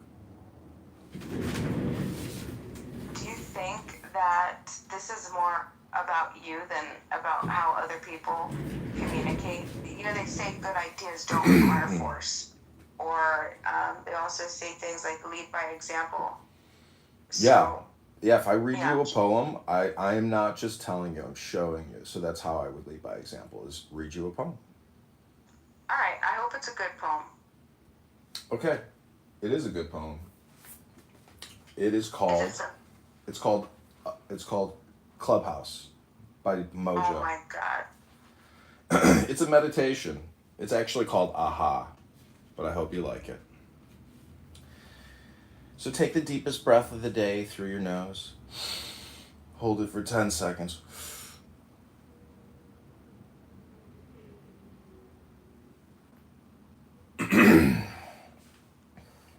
There are 7 keys to the great gate. Being 8 and 1 and 1 and 8. First, let the body of thee be still, bound by the cerements of will. Corpse rigid, thus thou mayst abort the fidget babes that tease the thought. Next, let the breath rhythm be low, easy, regular, and slow, so that thy being be in tune with the great sea's pacific swoon. Third, let thy life be pure and calm, swayed softly as a windless palm. Fourth, let the will to live be bound to the one love of the profound. Fifth, let the thought divinely free from sense observe its entity. Watch every thought that springs, enhance hour after hour thy vigilance. Intense and keen, turned inward, miss no atom of analysis. Sixth, on one thought securely pinned, still every whisper of the wind. So like a flame, straight and unstirred, burn up thy being in one word. Next, still that ecstasy, prolong thy meditation steep and strong, slaying even God should he distract thy attention from the chosen act. Last, all these things in one o'erpowered, time that the midnight blossom flowered. The oneness is, yet even in this, my son, thou shalt not do amiss. If thou restrain the expression, shoot thy glance to rapture's darkling root, discarding name, form, sight, and stress, even of this high consciousness. Pierce to the heart, I leave thee here. Thou art the master I revere. Thy radiance that rolls afar, O Clubhouse brothers of the silver star.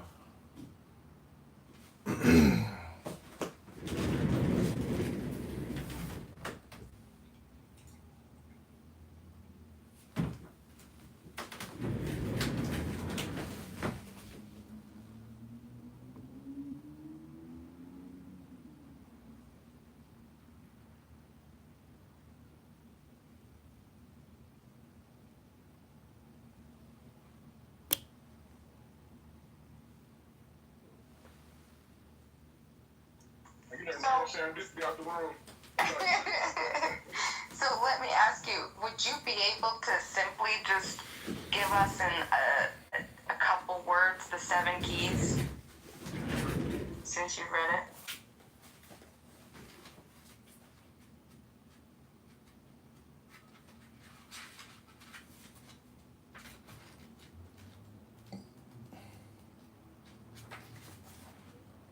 Yeah, I can read you what's in the glossary, some words. Well, what about in your own interpretation? The 7 keys, go. Well, what I just read you is a script to induce a deep state of relaxation because it is a numbered breathing list on how to what you could call like activate your third eye or your crown chakra, or it's a way to induce a state of relaxation. It's a meditation. So, and there's intelligence in what I just read you. It's saying go with the flow. Be the power of the Pacific Ocean. Um, so it's a way to. I took notes. So I have an idea. It was. I mean, I think I missed one, but I have my 7. So I'm just wondering, since you read it, could you just give us the 7? Well, again, this is a script for meditation. Maybe we need to read it again. I don't want to read it again, but you could tell us the words that you put down in your notes. So I was like the things that you were saying, I was putting them as you were saying them. So piece by piece, what is it? So first, let the body be still. Then let the body breathe. Then be pure and calm. And then I missed the 4th. And then the 5th was think divinely free.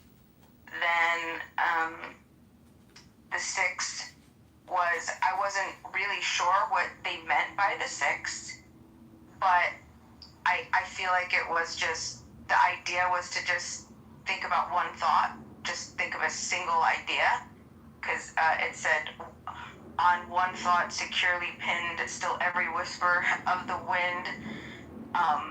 And so that's what I was like, I guess that's what it meant. And then the next was, which I'm assuming was the 7th, was let ecstasy prolong and the meditation steep and strong, which I'm not even sure what that meant.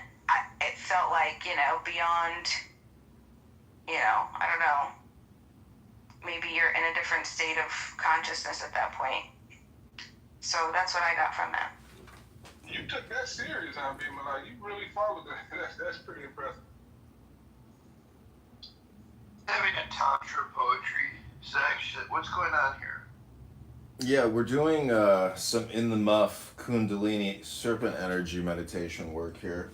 And Bima just hit the nail on the head. It is about transforming consciousness, but I think if you really want to get in the muff, I mean, from my life, as JB likes to say, it's just my lived experience. If you want to live in the muff, I just think being a gentleman is always the optimal way, to get in the muff and to stay in the muff.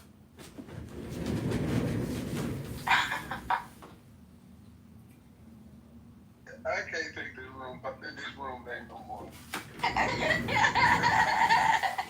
Everything comes back to the muff. It all starts in the muff and it always comes back. Could you change the title to Tantric Muff? You don't have to, but. Come on, go for it. You're an admin in this house. It's your house. Go for it. Oh, I'm an admin in here? Okay, I think Roger said it's your house. I believe so.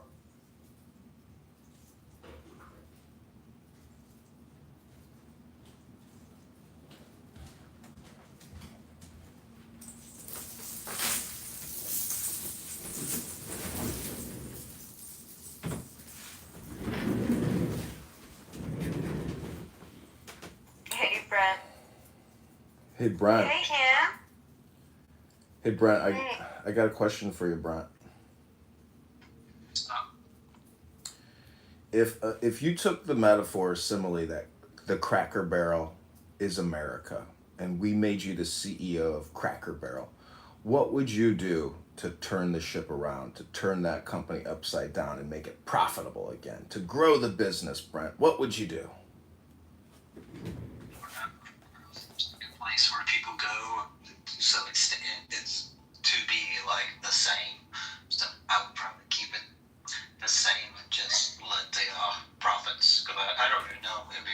was it profitable when they made all these changes? What were the earnings?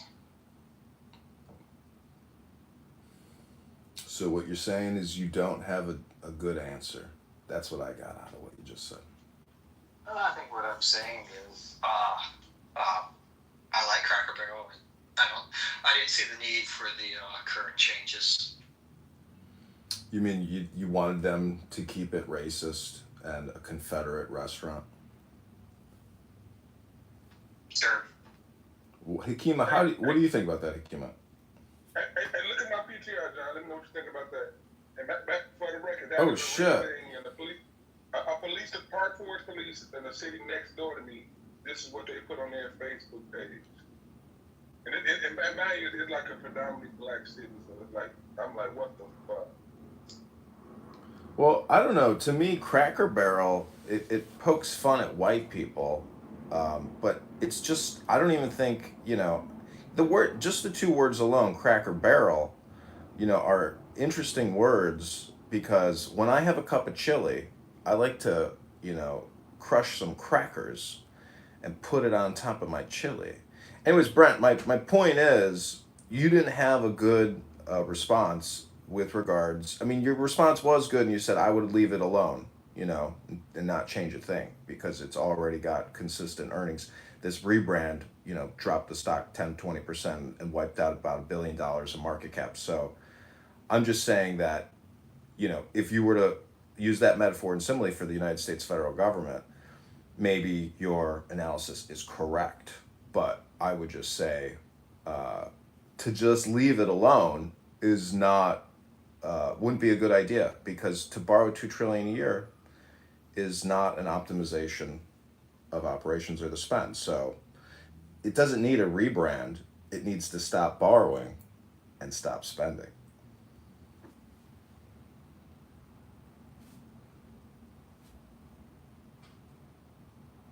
I also want to give a big shout out to Baby JB in the audience. Forget about it.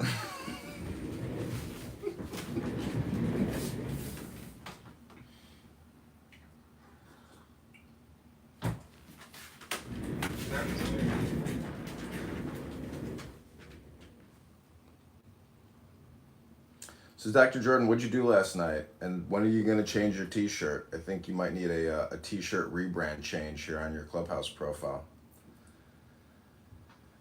I was home. I was home last night. What do you think about Howard's PTR? I mean, Howard, do you think people actually think you look like a cartoon? Yeah, it doesn't bother me. I've had it for a long time. Hey, Dr. Jordan, long time, no talk. Hope you're doing well. Thank you. Hope you're well. Yeah, hey, and the candidate, how much, have you measured how much support you lost the other day on the Critical Thinking Forum where you inaccurately accused Meryl of something that she never said? How much support did you lose? It's not about how much support I lost. It's not about how much support I gained. What's important is if somebody has TDS on their heads all the time and all they do is think about TDS, and somebody comes in there and interrupts their pattern and their repetition and their duplication and spam and tries to show them that they're wasting their time saying the same thing every single day in just a slightly different way. Maybe I helped wake somebody up, and if that means I had to lose a little support for the campaign, Howard, well, I'm glad to do it. And pretty soon I'm going to read another poem, Howard, and interrupt your pattern as well. Okay,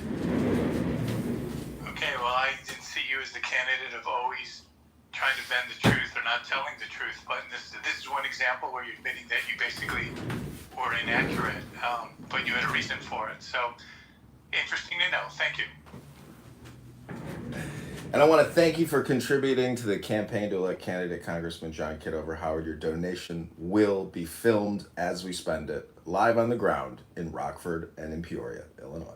Well, I wish you nothing but the best. Again, you have an opportunity to do something different. Let's just hope you think it through strategically and not just impulsively.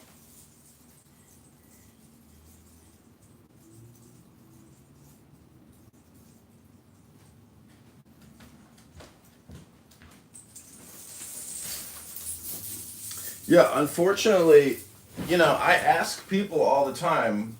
Uh, a lot of people have to schedule everything in advance, and I find that to be really annoying because people can't be impulsive. And I think that at this point, at 37 trillion, being impulsive is a requisite for the change that's coming. But Howard, I also want to let you know, you just broke rule number 9. So please refer to the rules section. Moderators, if Howard breaks the rule again, he's been warned and you'll be put in the goo. No, that's okay. I mean, you guys can go ahead. I didn't interrupt. I just wanted to give that feedback and say hello to Dr. Jordan. Thank you. You're welcome, Howard, to stay and to hang out. And oh, he went back to listening.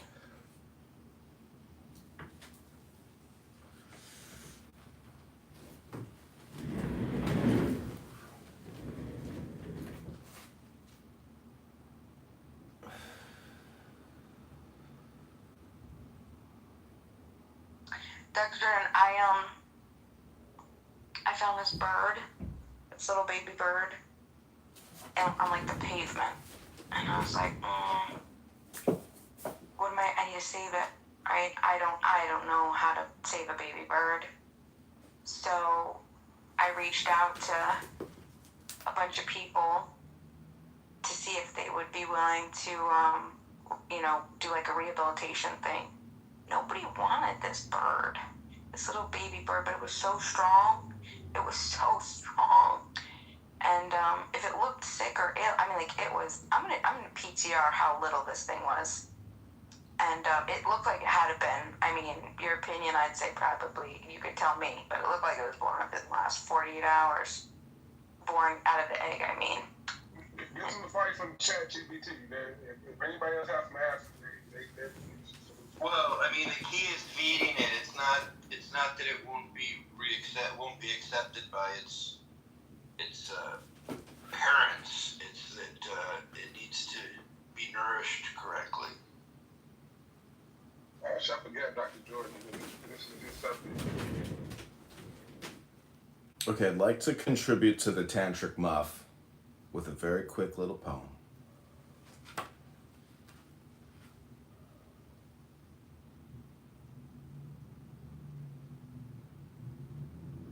What you got, John? Okay, this is called Like This. This is Rumi. So take the deepest breath of the day. Hold it for 10 seconds. Those who don't feel this love, pulling them like a river. Those who don't drink dawn like a cup of spring water, or take in sunset like supper. Those who don't want to change, let them sleep. This love is beyond the study of theology, that old trickery and hypocrisy. If you want to improve your mind that way, sleep on. I've given up on my brain.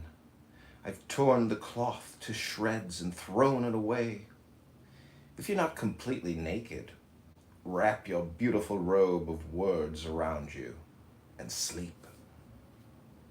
Stay together, friends. Don't scatter in sleep. Our friendship is made of being awake. The water wheel accepts water and turns and gives it away, weeping. That way it stays in the garden, whereas another roundness rolls through a dry riverbed looking for what it thinks it wants. Stay here in the muff, quivering with each moment like a drop of mercury. I was dead, then alive, weeping, then laughing. The power of love came into me, and I became fierce like a lion, then tender like the evening star. He said, "You're not mad enough. You don't belong in this house." I went wild and had to be tied up. He said, "Still not wild enough to stay with us in the muff." I broke through another layer in the muff into full joyness. He said, "It's not enough." I died. He said, "You're a clever little man, full of fantasy and doubting." I plucked out my feathers and became a fool, he said. Now you're the candle for this assembly in the muff. But I'm no candle, look, I'm scattered smoke, he said. You are the shake, the guide, but I'm not a teacher. I have no power. He said, you already have wings. I cannot give you wings, but I wanted his wings. I felt like some flightless chicken. Then new events said to me, don't move. You are in the muff. A sublime generosity is coming toward you. And old love said, stay with me in the muff. I said, I will. You are the fountain of the sun's light. I am a willow, shadow on the ground. You make my raggedness silky. The soul at dawn is like darkened water that slowly begins to say, thank you, thank you. Then at sunset again, Venus gradually changes into the moon, and then the whole night sky.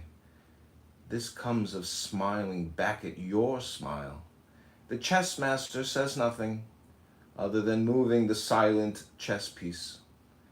That I am part of the ploys of this game makes me amazingly happy in the muff. Now,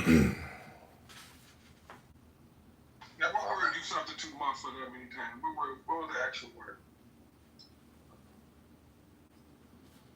I was just adding, I was pretty much adding it. I wasn't substituting. Okay, gotcha.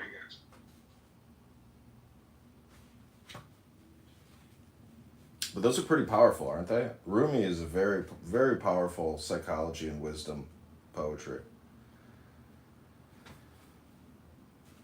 You play chess, John? No, I don't play, I've played many times, but it's been many years since I've spent time playing chess. I would call Clubhouse, the new video game that I play. I've stopped everything else. Clubhouse is, a very fun game because it's a very controlled environment in a way. I am getting on big X stages. However, the toxicity in those rooms are incredible, and it's like rabid Jew hating, like foaming at the mouth Jew hate people nonstop on Jewish people. Jews, nonstop. Jews is the news. News of the Jews. Like, that's the show. News of the Jews. That's all they talk about. Every single other sentence ends with the Jews. And so that type of insanity to me is very difficult to deal with. But I view it as like hyper polarized political communication. And so if you can basically still communicate with the worst people in the world, like that story of the black guy who made friends with the KKK and then they disbanded because they were like, now we're friends with Hakima. And so he broke up the gang, with love. So I think if you can force love into the script, like kind of like I just did with Rumi there, you can disrupt a lot of these spaces in a way. It's because it's all just a long sequence of words and the delivery of those words. So there's a way to hack these rooms by reading books. That's my theory. I think my edits to the title, though, have perhaps shadow banned us. I don't know yet. Hey, I have a question for you. Oh, Dr. Jordan, this was the little bird that I found, and he was just so strong. And I was so sad because none of the rehabilitators wanted him. They were just like, no, we got enough. It looks like a regular house sparrow. So I couldn't find his nest. I tried. And so, you wouldn't believe it. An angel from, I think it was Facebook, messaged me and was just like, hey, check out this person's rehabilitator. And she's not like, and she's just kind of like a person who knows how to do this type of thing. And I texted her and said, hey, I got this house sparrow. You want it? And then she said, oh, it was an emergency. She's taking care of a doe. A baby doe had just I don't know, broken its leg. And anyway, she took it. 2,000 years ago, a man named Jesus shook the foundations of power so profoundly that they had to kill him. I guess. But what the churches never wanted you to know is that Baruch Spinoza, arguably the most dangerous philosopher in history, deciphered who Jesus really was. But anyway, And what he discovered is so I explosive heard that it's still that alive and it's doing great, and I'm so excited because that's just awesome. Oh, and Mojo, my question to the last poem you read, who do you think he is? Who is the he? There could be 1 to 3 people. Okay. It could be infinite people. The he is just a placeholder, but you can even invert that. So, in fact, again, this is all like a reconditioning and a reframe. People use these scripts to do therapy for themselves and for other people. So, to try to pin somebody down, it's really a question of I think it's just information exchange, what you can pick up from it. Because what I'm trying to do is force the positive. Because in the muff, if you break rule number 9 and you refer to something in your memory from a former rule, or from a former room, you're no longer in the muff. You're not in the now. If you're in the now, you're in the muff. So who did it mean through your idea when you were reading it? Who was the he? What was the he represented by? Well, I can just read you more, but I think, part of the problem is asking questions.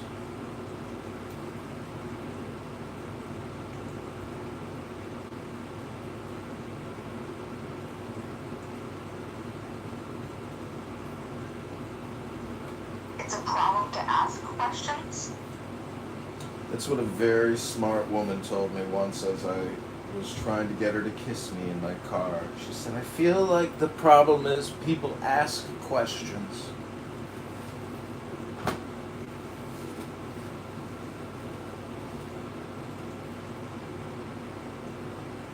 I think people don't ask enough questions.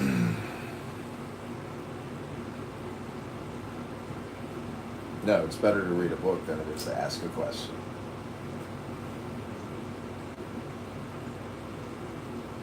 I love books, John, but there's a lot of books out there that is bullshit. All books are not going to be.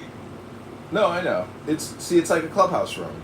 You go into a library, there's a million books, you come into Clown House, there's a million clown rooms, and it's up to you to say, okay, this section over here, these are the high value books. Therefore, these are the high value conversations, in Clown House, in the Clown Tent.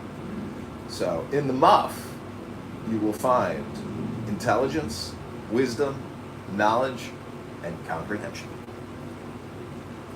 But your premise that this is I don't entirely understand the Clown House label or moniker because, I never, when I came on here on this app, I don't know, 12 years ago, I thought I had no expectations that this was going to be, that intellectualism would prevail in any way. Not that I'm calling myself an intellectual, I just, my expectations were these would just be random people. So, I don't know. It's funny you said that. I'm driving, so I can't think. It's funny that you said that because I was thinking earlier that when I think Ben was asking John, I forgot what she asked him, but it's like what you want, John. You want Clubhouse to be the way you want it to be, which is fine. I would like to be way more intellectual, so it's like because this is not the way you see it. You see it at the Clown House. But like Dr. Jordan said, I came up here with no expectations, whatever the fuck it is, and that's what it became. But I'm not critiquing you. I'm just saying I think that's the way. Act the way you act and see the way you see it because it's not what you expected. Well, Well, what I'm trying to do is subversively make a point that we all share common and universal truths, which supersede anybody's individual perspective. So it's a little bit like reverse engineering identity itself. Because I'm about to update my PTR with a clown, and the clown is basically a magician or the fool, which is the first step, in I guess you could say transcending the void. So I'm playing a game, as you are playing a game, but I'm trying to, in a way, one up you in the game preemptively. And you just don't know it, but there are preconditions to this game because there are rules of communication, or you could say laws of communication. And I think the more that you understand the technical aspects of communication, the more effective you'll be in your word choice or your thoughts. Because you want to basically save time and kill two birds with one stone in all your communication. And the fact that I film all of Clubhouse, I've created this like parallel mirror of Clubhouse across multiple platforms. Uh, I don't know. It could be a me problem, but I think I've like basically manipulated a lot of people in a way that they're uncomfortable with. And I have forced them into this parallel game that they involuntarily joined up, and are doing as every time they come on here and speak, because everything I'm recording it all. So, there's a lot of new videos out on the YouTube from the past 48 hours and really from the past 2 weeks. So, for the past 48 hours, I have spent many hours.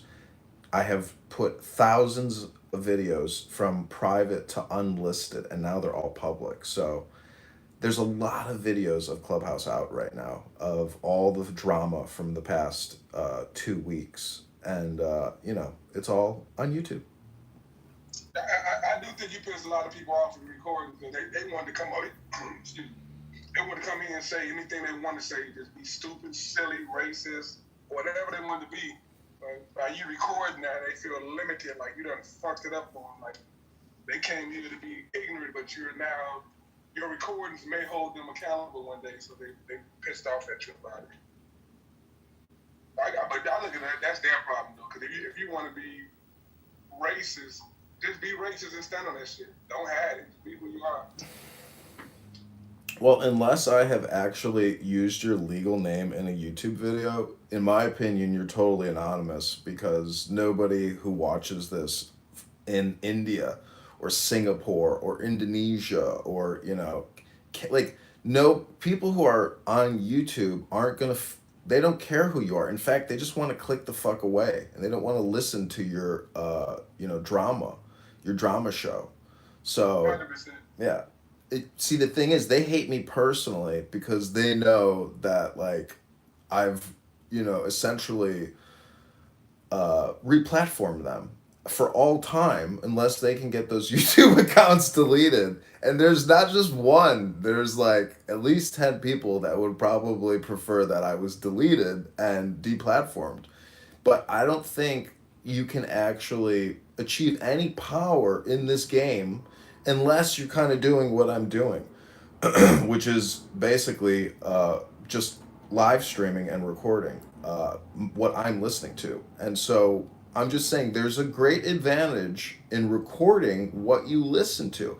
And if you really think about it, it doesn't really take any time or effort to record what you listen to. So I'm just saying that if you've never experimented with recording everything you're listening to, you should try it and see how it, changes the game for you.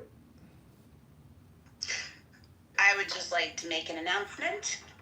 Pepe and the Whole White America house were just clipped from Clubhouse. They were just clipped again? They removed the whole house. The whole house, wow. The whole house is all gone.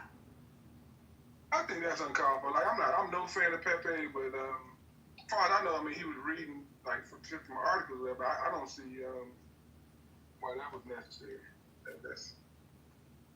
Yeah, I don't know. it's very rare that you actually see Club out of a whole house and just really kind of shocked.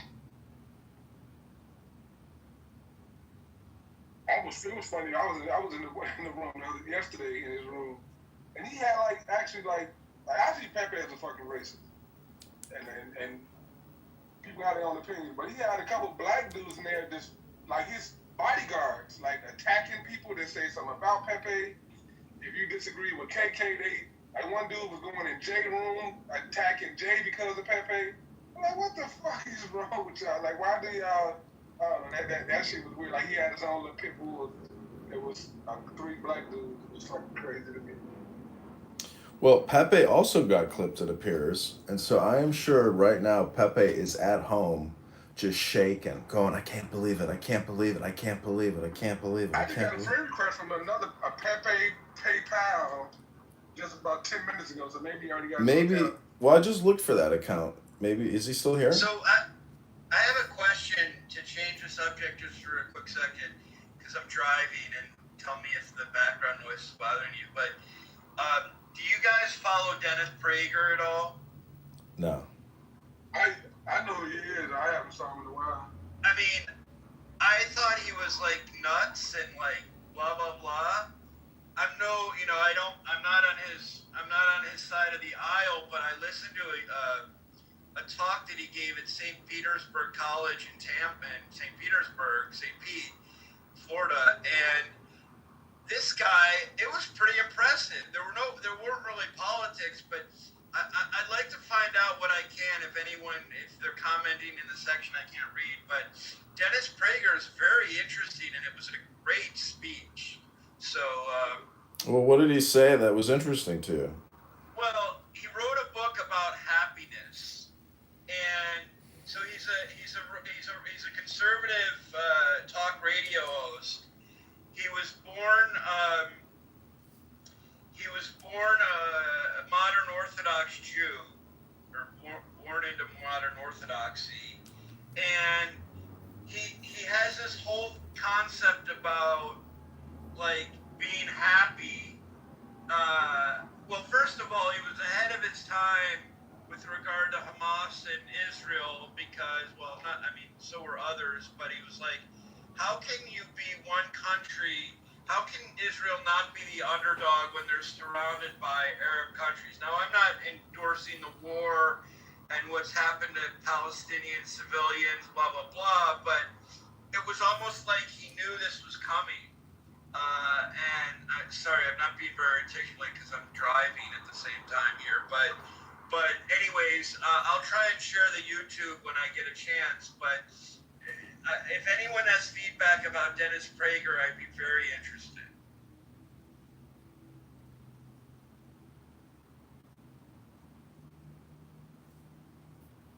Basically, his premise is that if you're happy, you make other people around you happy. It was hilarious. He's like, 2 moody people cannot get married. A moody person and a non-moody person can get married. A non-moody and a non-moody can get married, but 2 moody people know better than to marry each other. And it was just kind of a funny, it was kind of just a funny conversation about happiness and the impact of happiness in the world. But the truth of the matter, and he wrote a best-selling book. Other books have been about Israel, blah, blah, blah. I just didn't know much about him. Now, he's had like a terrible accident, and he's now like a quadriplegic, but a very interesting guy.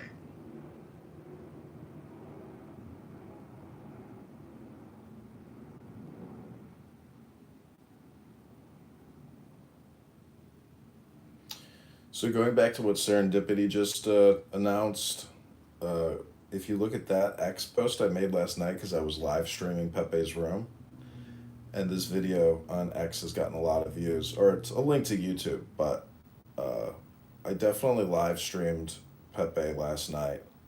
Then he ended it as I was out last night, because when I'm out on a Saturday night or a Friday night and I look at my live stream back at home, if somebody's playing Taylor Swift and they nuke my live streams, like that makes my life it doesn't change anything. It's annoying because I like to know that I'm killing two birds with one stone.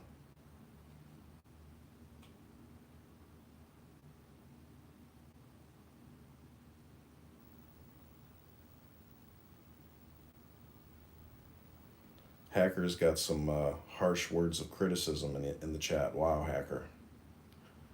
I don't know where Hacker went, but.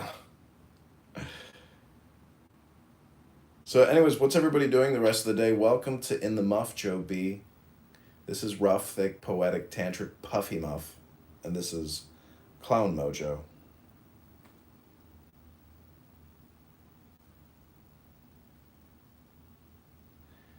Mojo the Clown. Sometimes I go by the name Point. Everybody hates me because I'm on TV. And you're all just a bunch of stupid dummies.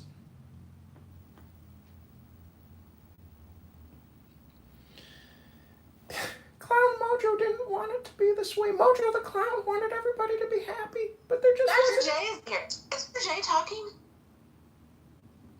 No, this is Clown Mojo. Mojo the Clown. Joe B, you're on mute if you're saying something.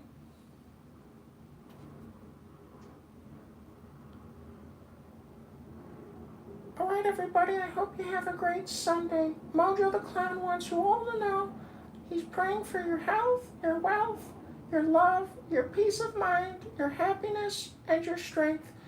I hope you find more flexibility, more courage, more splendor, more equanimity.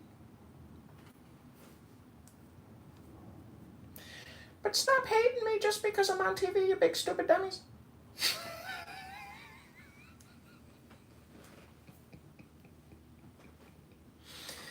So, Congressman, who objected? Like, how much audio did you get of the drama that unfolded?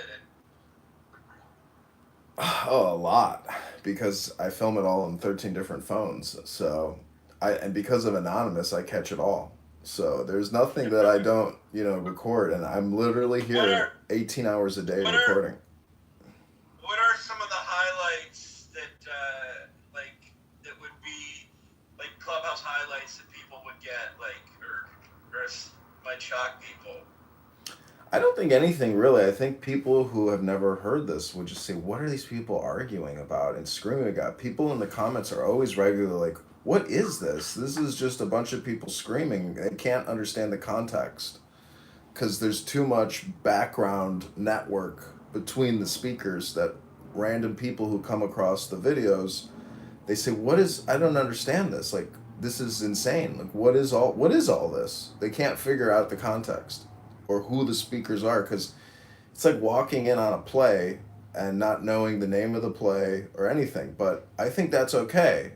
And I think it's, art. So I'm just saying I've captured people's artistic endeavors, and it's unfortunate that they're also not capturing their artistic endeavor, because I think they're losing, all their time. Like, why would you come on here and create all this art but not have a product after you create it?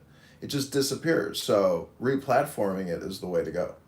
Well, this is where I differ a bit. I mean, it's like, where's the productivity in necessarily watching a TV show that's like mindless, right? Like, my question is, are you building more?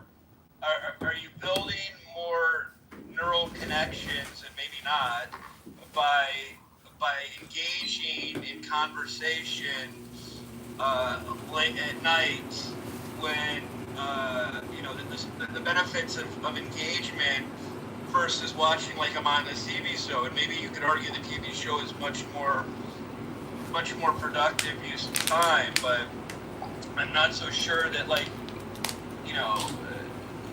people who have are home at work trying to regulate their emotions, they're sitting there being entertained. I mean, it's entertainment, I guess, is what I'm getting at. It's entertainment that you're engaging with, not unlike video games.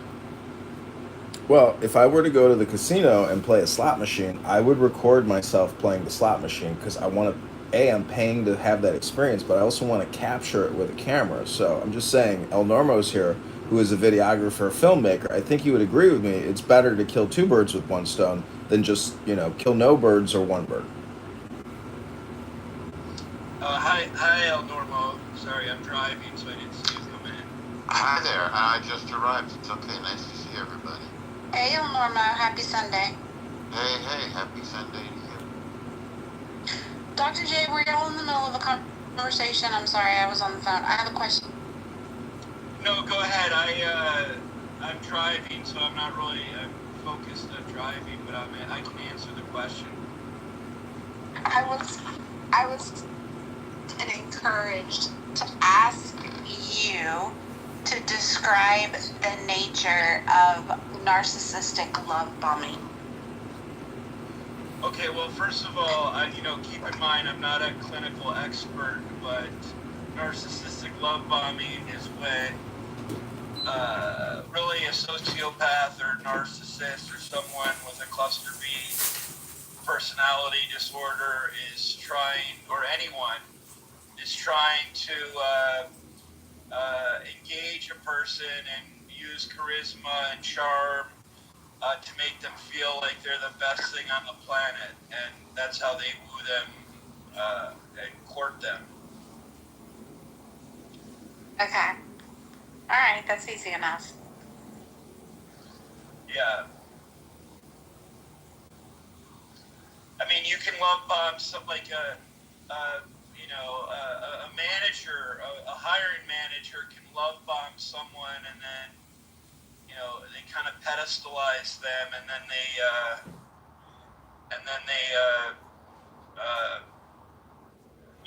eventually turn on them. Okay. That's the nature of it, though, as far as like with a narcissist engaging in that type of behavior, is that there's an ultimate end goal, correct? Yeah.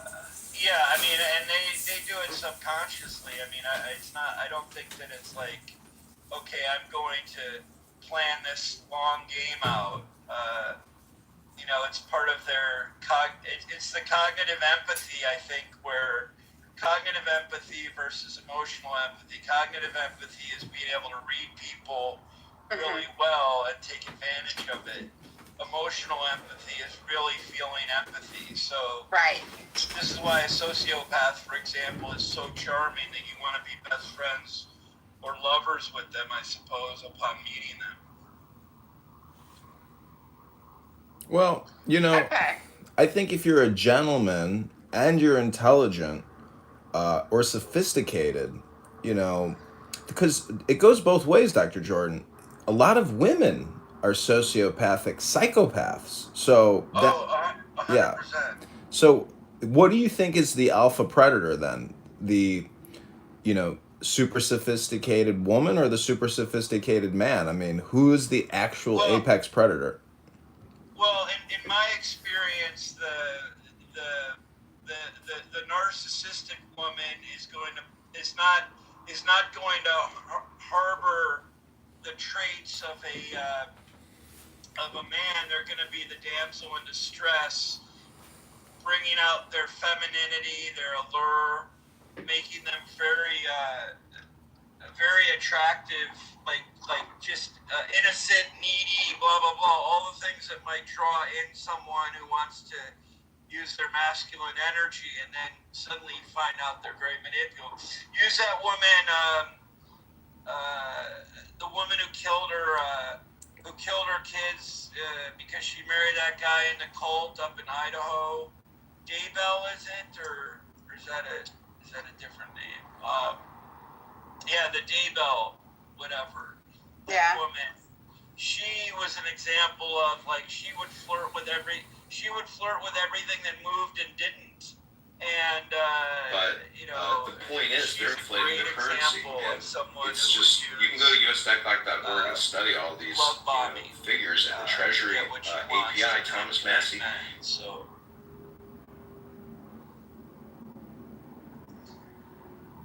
Yeah. Hey, if I could use it, I would. You know, Dr. Jordan, I know you work in consulting and professional rebranding. I'm wondering if Mojo the Clown could help you rebrand your professionalism because I want to say that Pepe, in all of his rooms, and other people on this app are being held accountable.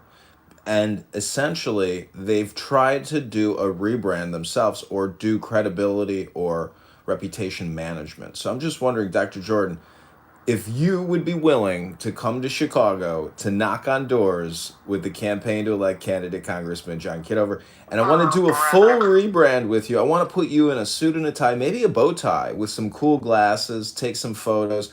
I think we could make you the most interesting man in the world, Dr. Jordan. What? I mean, are you what purpose am I serving? Rebranding you? What? I don't understand. No, it's basically a swap, exchange of services. I professionally rebrand you and reproduce the Dr. Jordan show, and you help produce the campaign to elect candidate Congressman John Kitover. Well, I do think you have potential. Like, I mean, you have your alter egos. I mean, you do have potential to be, well, you could do stand up, quite frankly, but. Yeah, I don't. Well, stand-up's not. That's a polite decline, John. Oh, I got it. It's a play. Well, I'm just saying. I'm Dr. Jordan. I'm just saying I could, see the point is I have many friends who when I say show me your Hinge account, show me your Bumble account, and I analyze how they're marketing themselves on a dating profile. That's basically what I'm pointing at is that if you use a third party to produce your show, it looks a lot better than the way you would create it. So for the third party looker who's looking at your publishing, when somebody else does it for you, it's gonna have a much higher, ROI than if you try to do it yourself. No, I agree. I think the paradox though is that you think people on Clubhouse are wasting their time, whereas you're kind of wasting. Well, my impression is you're wasting your talent a bit because you could be like, with all this time you're doing this recording, you could be right. I mean, you could be pitching stand up. You could be doing stand up work. No, I think I'm using it the same way that other people are using it in the same ways if we were all in a casino and we were all playing a slot machine. I just happen to be live streaming myself. What part you missing? Like you are using like other people, but what he's saying and what I agree with, you have a talent that is being wasted. Most people don't have that talent that they're wasting it. Like he's saying, you have a talent that you are wasting, and most people, like I don't have a talent I'm wasting, and most people don't. But I think that's what he's saying that you are doing. Right. Well, I just want to push back against one thing. You say that I claim that everybody's wasting their time here. I'm merely trying to play a very subversive game by suggesting that because that's the one-upmanship game. And I'm trying to point that out to people that people are chronically playing the one-upmanship game linguistically. But that's the way I'm playing it. And so what I'm trying to say is... Let me back up for a second. Let me interrupt just for a moment. So I do this, I've been doing these apps where you meet people in real life because in LA, people are so scattered that there's these in real life, there's this app called Time Left, right? You meet people, you meet total strangers for networking or whatever in real life every week, right? And it just expands my network a little bit because in LA it's kind of, there's so many people, it's actually hard to just find community, right? And I've lived here 3 times. So my thing is that, like, I still keep coming back to Clubhouse because whether you see it or not, I find really interesting people on Clubhouse. Like, the people that I meet in real life, aside from friends I already have, I mean, there's not, like, there's only a few characters that are really intriguing. And, it's funny because in real life, people are also guarded, right? Whereas on Clubhouse, you get to know people really fast, and there's chemistry that's built, right? And like that to me is a remarkable thing about social audio. So, anyways, that's my 2 cents. Well, it's a word game, and so if you like words and you're a wordsmith, you can play a very subversive game on this app, because gaslighting becomes an art form and gaslighting becomes the norm. So if you really want to play a far out game linguistically in a safe space and not get punched in the face and have a bloody nose at the end of the night, this is the place for those types of people that like to play that game. Right, totally. But I think what you're finding is that you're frustrated that maybe the intellect, like you haven't maybe met your intellect on here, and maybe it's frustrating for you. No. Reading a book here, to me, I realize that after you read so many books, like intellect maxes out, intelligence maxes out. And so it becomes a little bit like an organizing effort versus trying to meet your intellect or to be intellectual, because then it becomes a little bit like poker, liar's poker. So it takes on a bluffing element. And I'm just saying that if you want to achieve some type of if you want to achieve financial success, it is like a gray zone. Is it legal? Is it illegal? Because being in the publishing industry or the filmmaking industry can cause a lot of conflict, and so let me say this. Maybe you're disappointed. Like, for example, I forgot exactly what. If you like, I appreciate your sarcasm. Some people are so. Some people, like, you've done some things that I didn't like, right? That I didn't appreciate, but I do appreciate your humor. Your sarcasm goes a long way, and people who don't appreciate your sarcasm, regardless of their intellect, will never quite get you, right? So, it's like Hakima and I get you. Whether we agree with everything you say may be a different thing, but like the humor, like there's an art for there's to be able to appreciate you takes, maybe it's an acquired taste, right? And like I think you find that you plateau here, you plateau out because you're like there's no plateau in art. It's infinite. And Moose down there is just a critic. And Moose is, I gotta say, you're kind of a one-trick pony too, Dr. Jordan. So I mean, I'm gonna toss everything you just said to me back at you now and say you are not changing, you are not dynamic enough, you are not being creative enough. There's an infinite variety of creative aspects to art, and all I'm saying is, even when you're being political, whether it's genuine or whether it's performative, that is still art. And so okay, well let me say one thing. If I had started out on this app with a pseudonym, I very much could have turned more into I may have adopted your trolling style, because there's a part of me that can be extremely sarcastic and obnoxious, right? And I just don't, first of all, I'm trying to move away from that in my spiritual journey. Don't smile. And so for me, like, I don't do that because I'm using my real information, etc., and I'm trying to be pretty authentic. So, but I could totally see that had I adopted a pseudonym, I could be more in your place. Well, it's not about me, it's about your self-development, because a lot of people who like to present themselves as being the authority or being credible are still always working on self-development, because ego is superficial no matter how you define it. So let me ask you a question. Is the ego superficial? Well, Well, of course, but I also don't. I'm not an expert. I don't think of myself as an expert in any way. Did I spend a lot of time getting educated in certain fields? Yeah, but unfortunately, that's been what's the word? There's a distortion in how people see me versus how I see myself. Anyone who started out in this app using credentials was kind of targeted, and maybe that was a mistake. But I really take it in.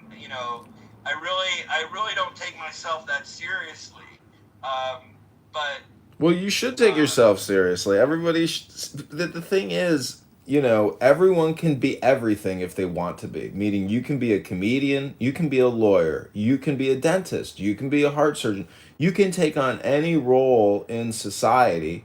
I'm just saying that on Clubhouse, especially if it's anonymous, you do have the freedom to be truly creative. And I think people do, fulfill that desire on this app.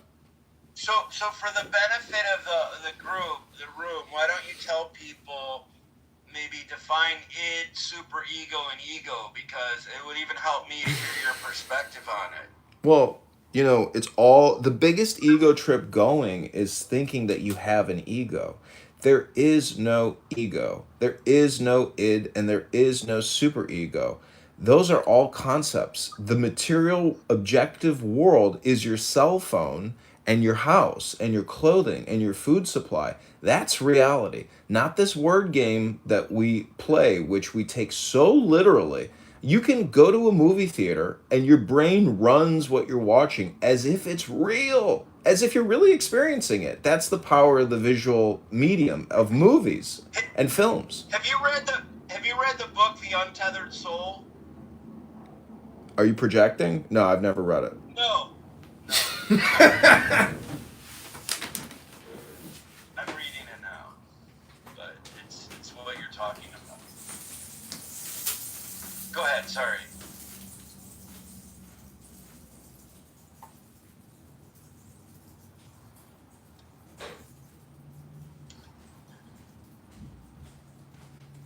I mean, I think that, I think you are an untapped, I think you are an untapped comical genius. I don't want to say you're spinning your wheels, but you might be getting, you might elevate your, Why?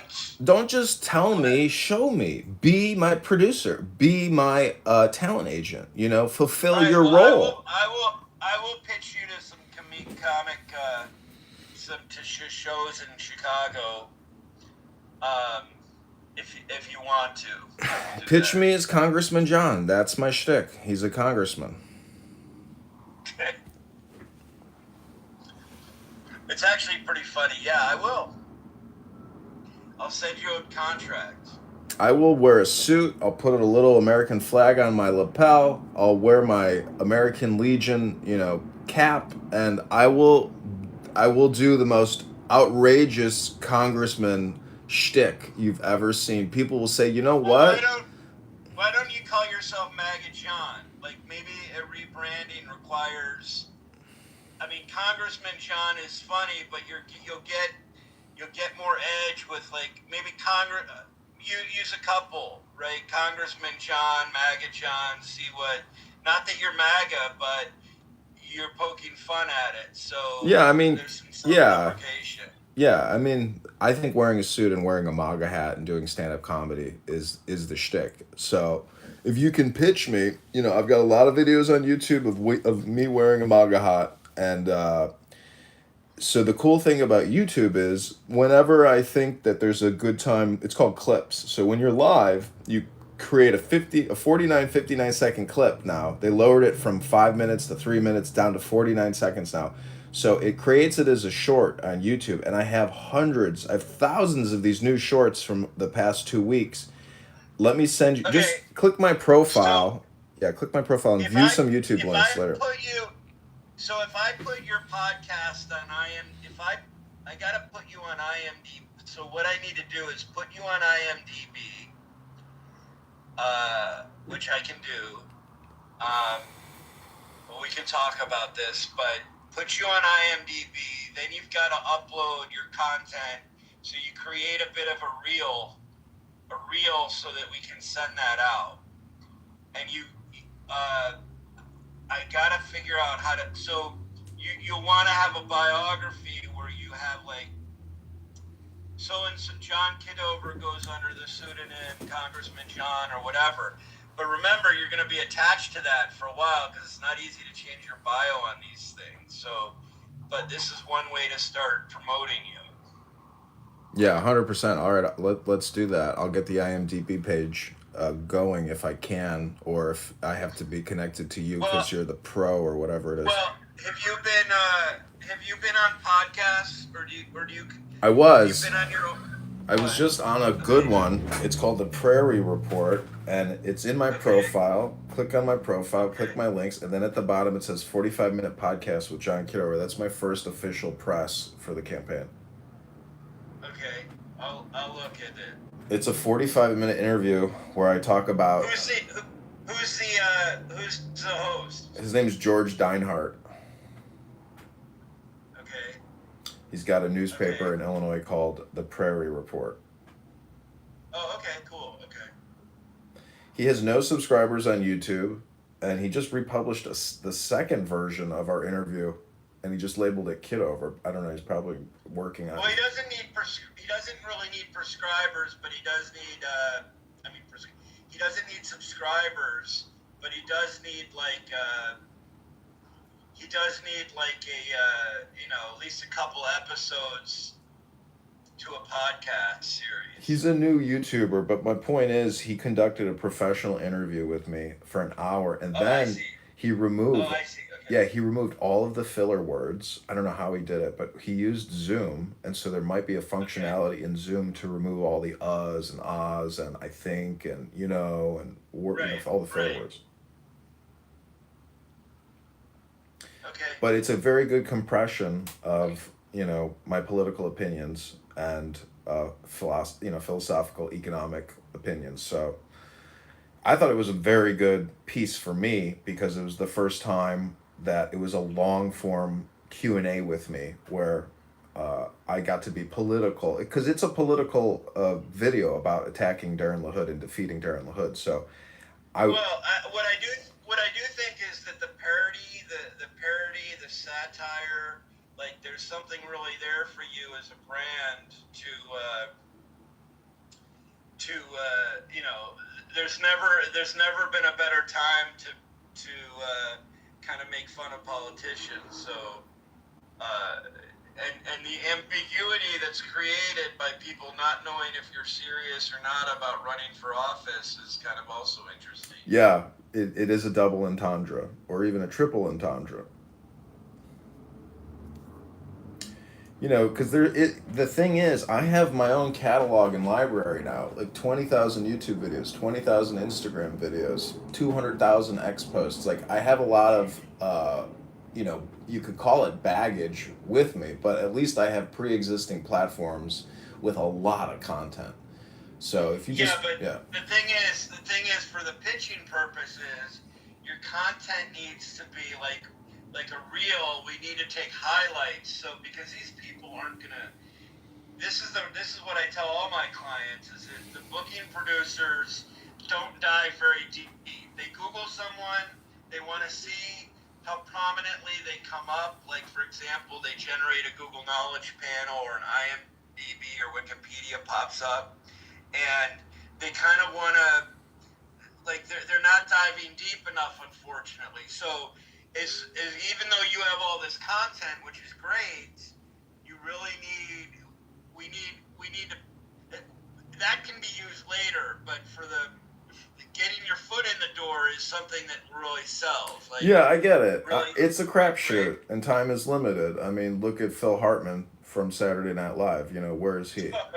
Where's Patrick Swayze? I'm saying we got time limits for success in terms of show business. So I would just encourage you to go to YouTube and type in Dr. Jordan Shaw Clubhouse and see what you find and let me know what you think. Well, I hope you would.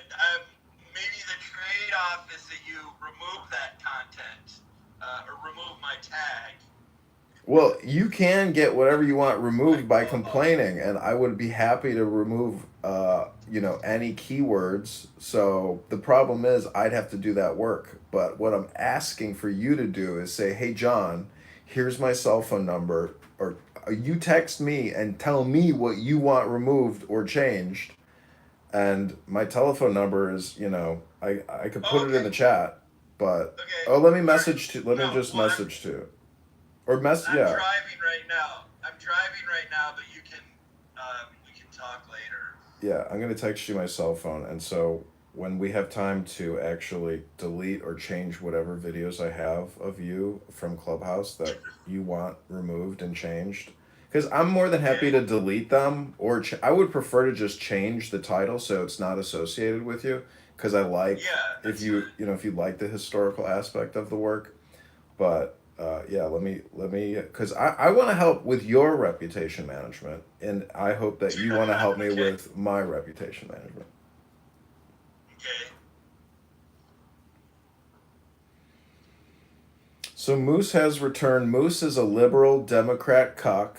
He's easily triggered. He creates. Not too much on Moose. Well, he creates John Kitover struggle session rooms. So I just hope he could come up and maybe center me a little bit, because I do like the John Kitover struggle session rooms. I hate to say that. You're an attention whore. Maybe I'm an attention whore. Maybe I'm susceptible to flattery.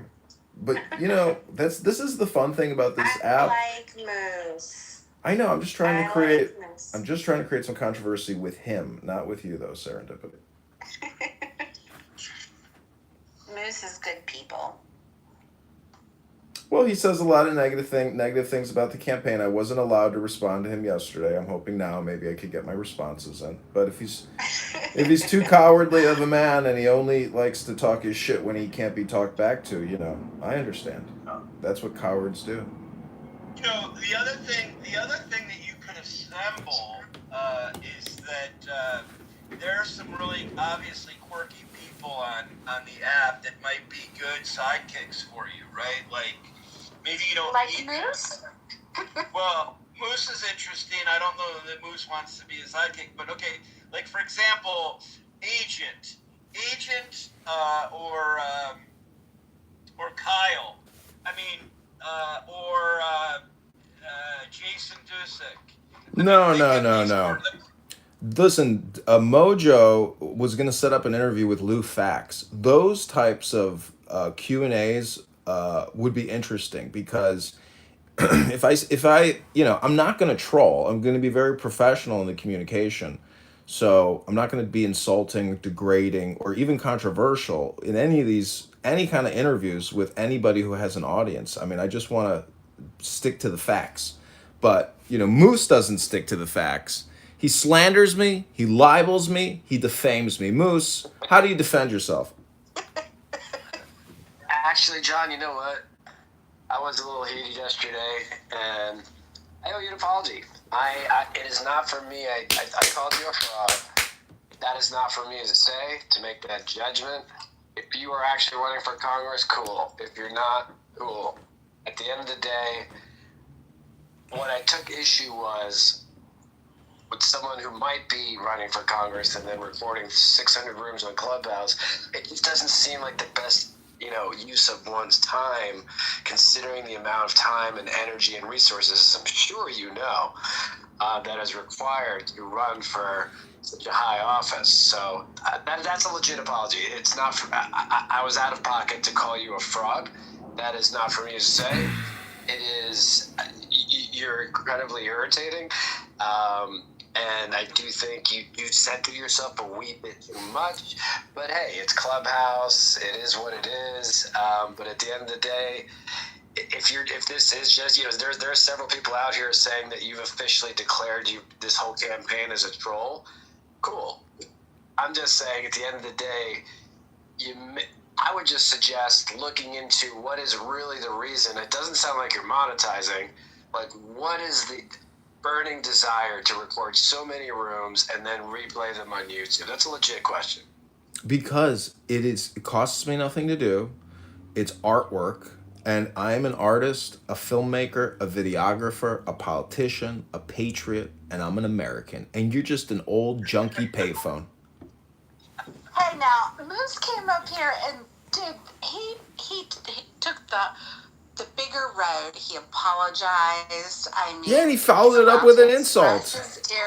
It wasn't a genuine apology. He said, but you're a troll and you're a loser and you suck. That's what he said. It's an insincere apology. And I'm just going to say, you're nothing but an old junky payphone. We don't get to dictate how people apologize, and some are certainly better at it than others. But you know what?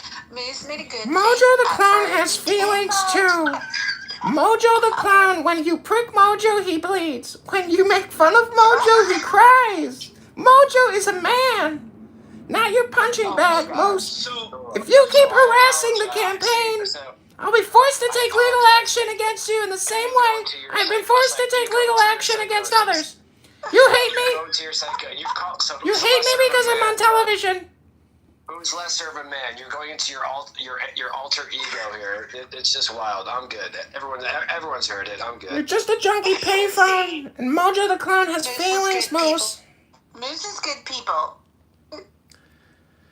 Well, you were correct that one candidate who wanted to do the signature circulation for the petitions, I did want to tell him immediately, FYI, before we proceed, this phone call is being recorded. And it took me, I don't know, minute, 2 minutes, whatever, to get to that point. But that's because I didn't want to interrupt, but I agree that was an F up of the campaign. But, we have moved on because he texted us that everybody here is spamming and wasting time, and he declined to do any work.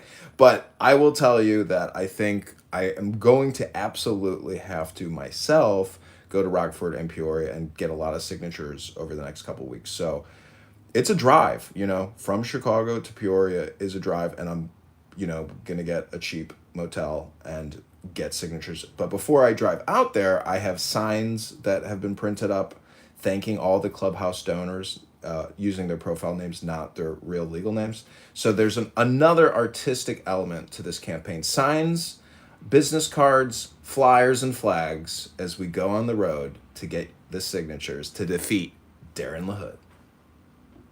Is the guy that you interviewed for the job from Craigslist, is he helping you out? Is he working with you? No, he moved on to another campaign. That's the greatest thing about working with the campaign, is that if wherever we depart, because every relationship has a beginning and an end, most people go on to bigger and better things once they work with Mojo the Clown. So he's helping LaHood.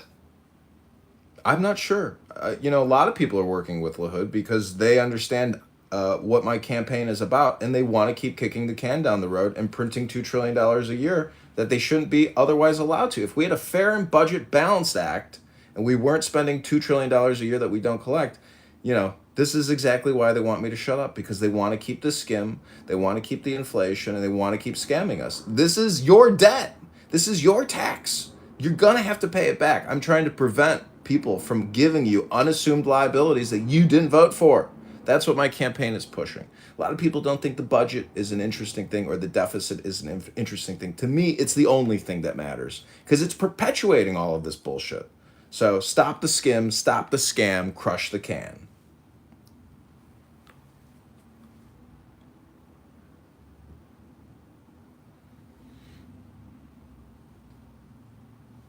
You're just an old payphone, though. What do you know, Moose?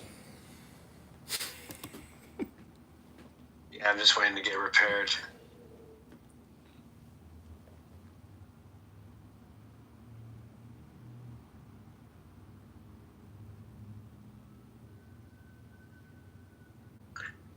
I think a high school teacher brought in like a payphone or parts of a payphone to her class, and nobody in the classroom knew what it was.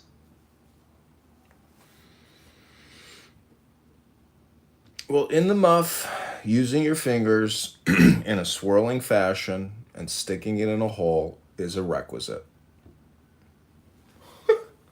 Yeah, it's true. The mechanics of the payphone do seem quite conducive to in the muff. Most people are unaware, though, of just how much bacteria there is when you put the headset next to your face. The headset of the muff or the phone? The phone in the muff.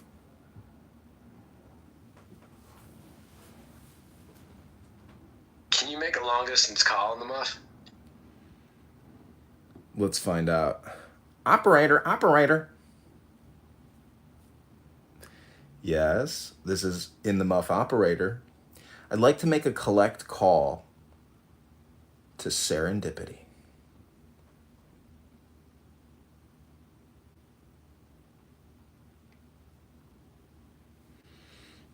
Looks like she's not accepting the charges, John. Try again. Operator. And Try Hikima. Paging Dr. Beeper.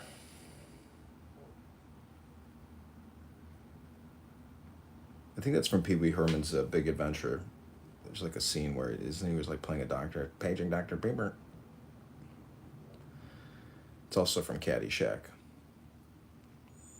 All right, so this has been Rough, Thick, Poetic, Tantric, Puffy Muff.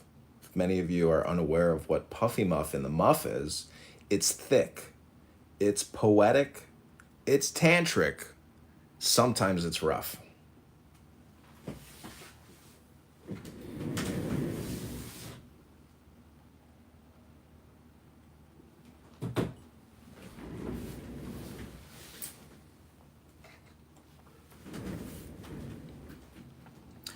Okay, now that this room is winding down, we're going to help relax the room by reading some Bible flashcards in the muff. Here we go. Here are your random Bible flashcards for the day. Hikima. Whoever exalts himself will be humbled. Whoever humbles himself will be exalted. Take my yoke upon you and learn from me, for I am gentle and lowly in heart, and you will find rest for your souls. For my yoke is easy, and my burden is light. No one can serve two masters. Either he will hate the one and love the other, or he will be devoted to the one and despise the other. You cannot serve both God and money. I waited patiently for the Lord. He inclined to me and heard my cry. Don't brag about tomorrow, since you don't know what the day will bring.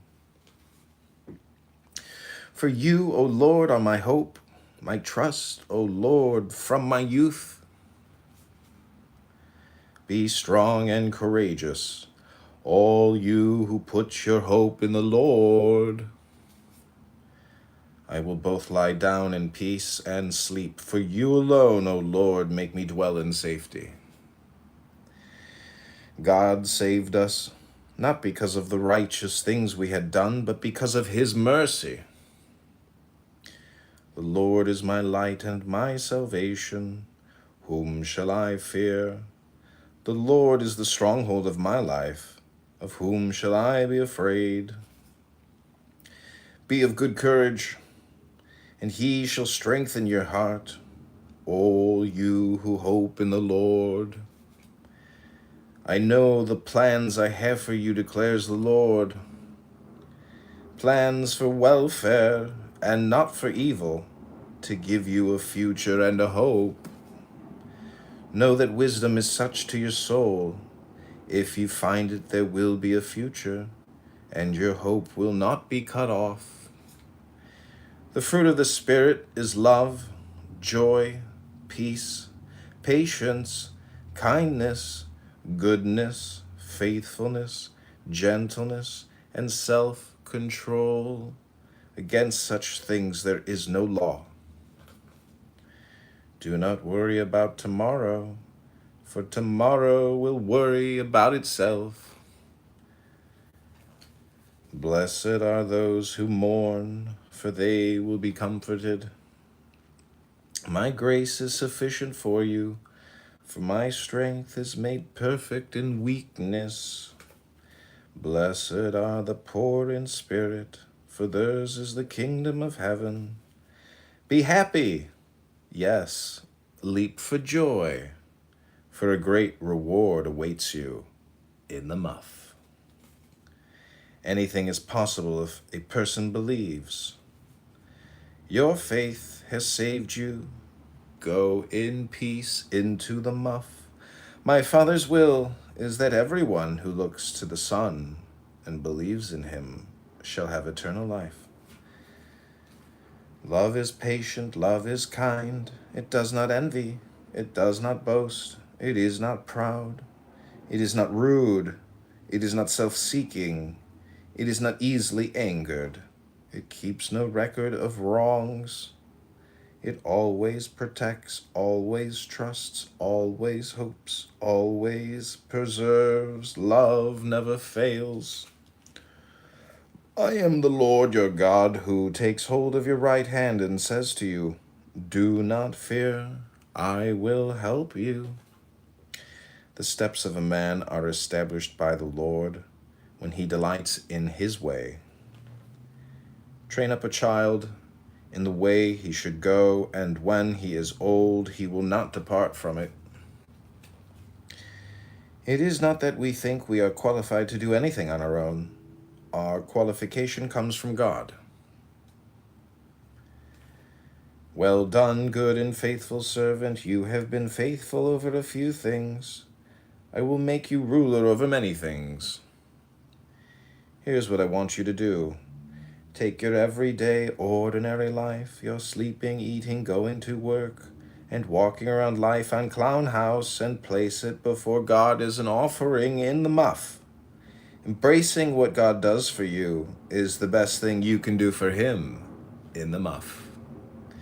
May the Lord of peace himself give you his peace at all times and in every situation. The Lord be with you. I will lift up my eyes to the hills. Oh, that's what I call an in the muff takeover.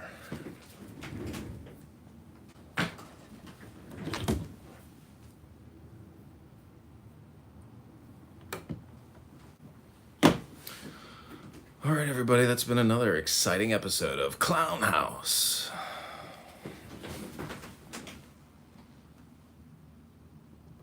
Speaking of math, I do want to ask about a New York Times investigation showing that Democrats are losing registered voters in all 30 states that track party registration. We're putting on the screen the data. It shows altogether Democrats have lost 2.1 million voters. Republicans have gained 2.4 million. That's a deficit that you have of 4.5 million voters.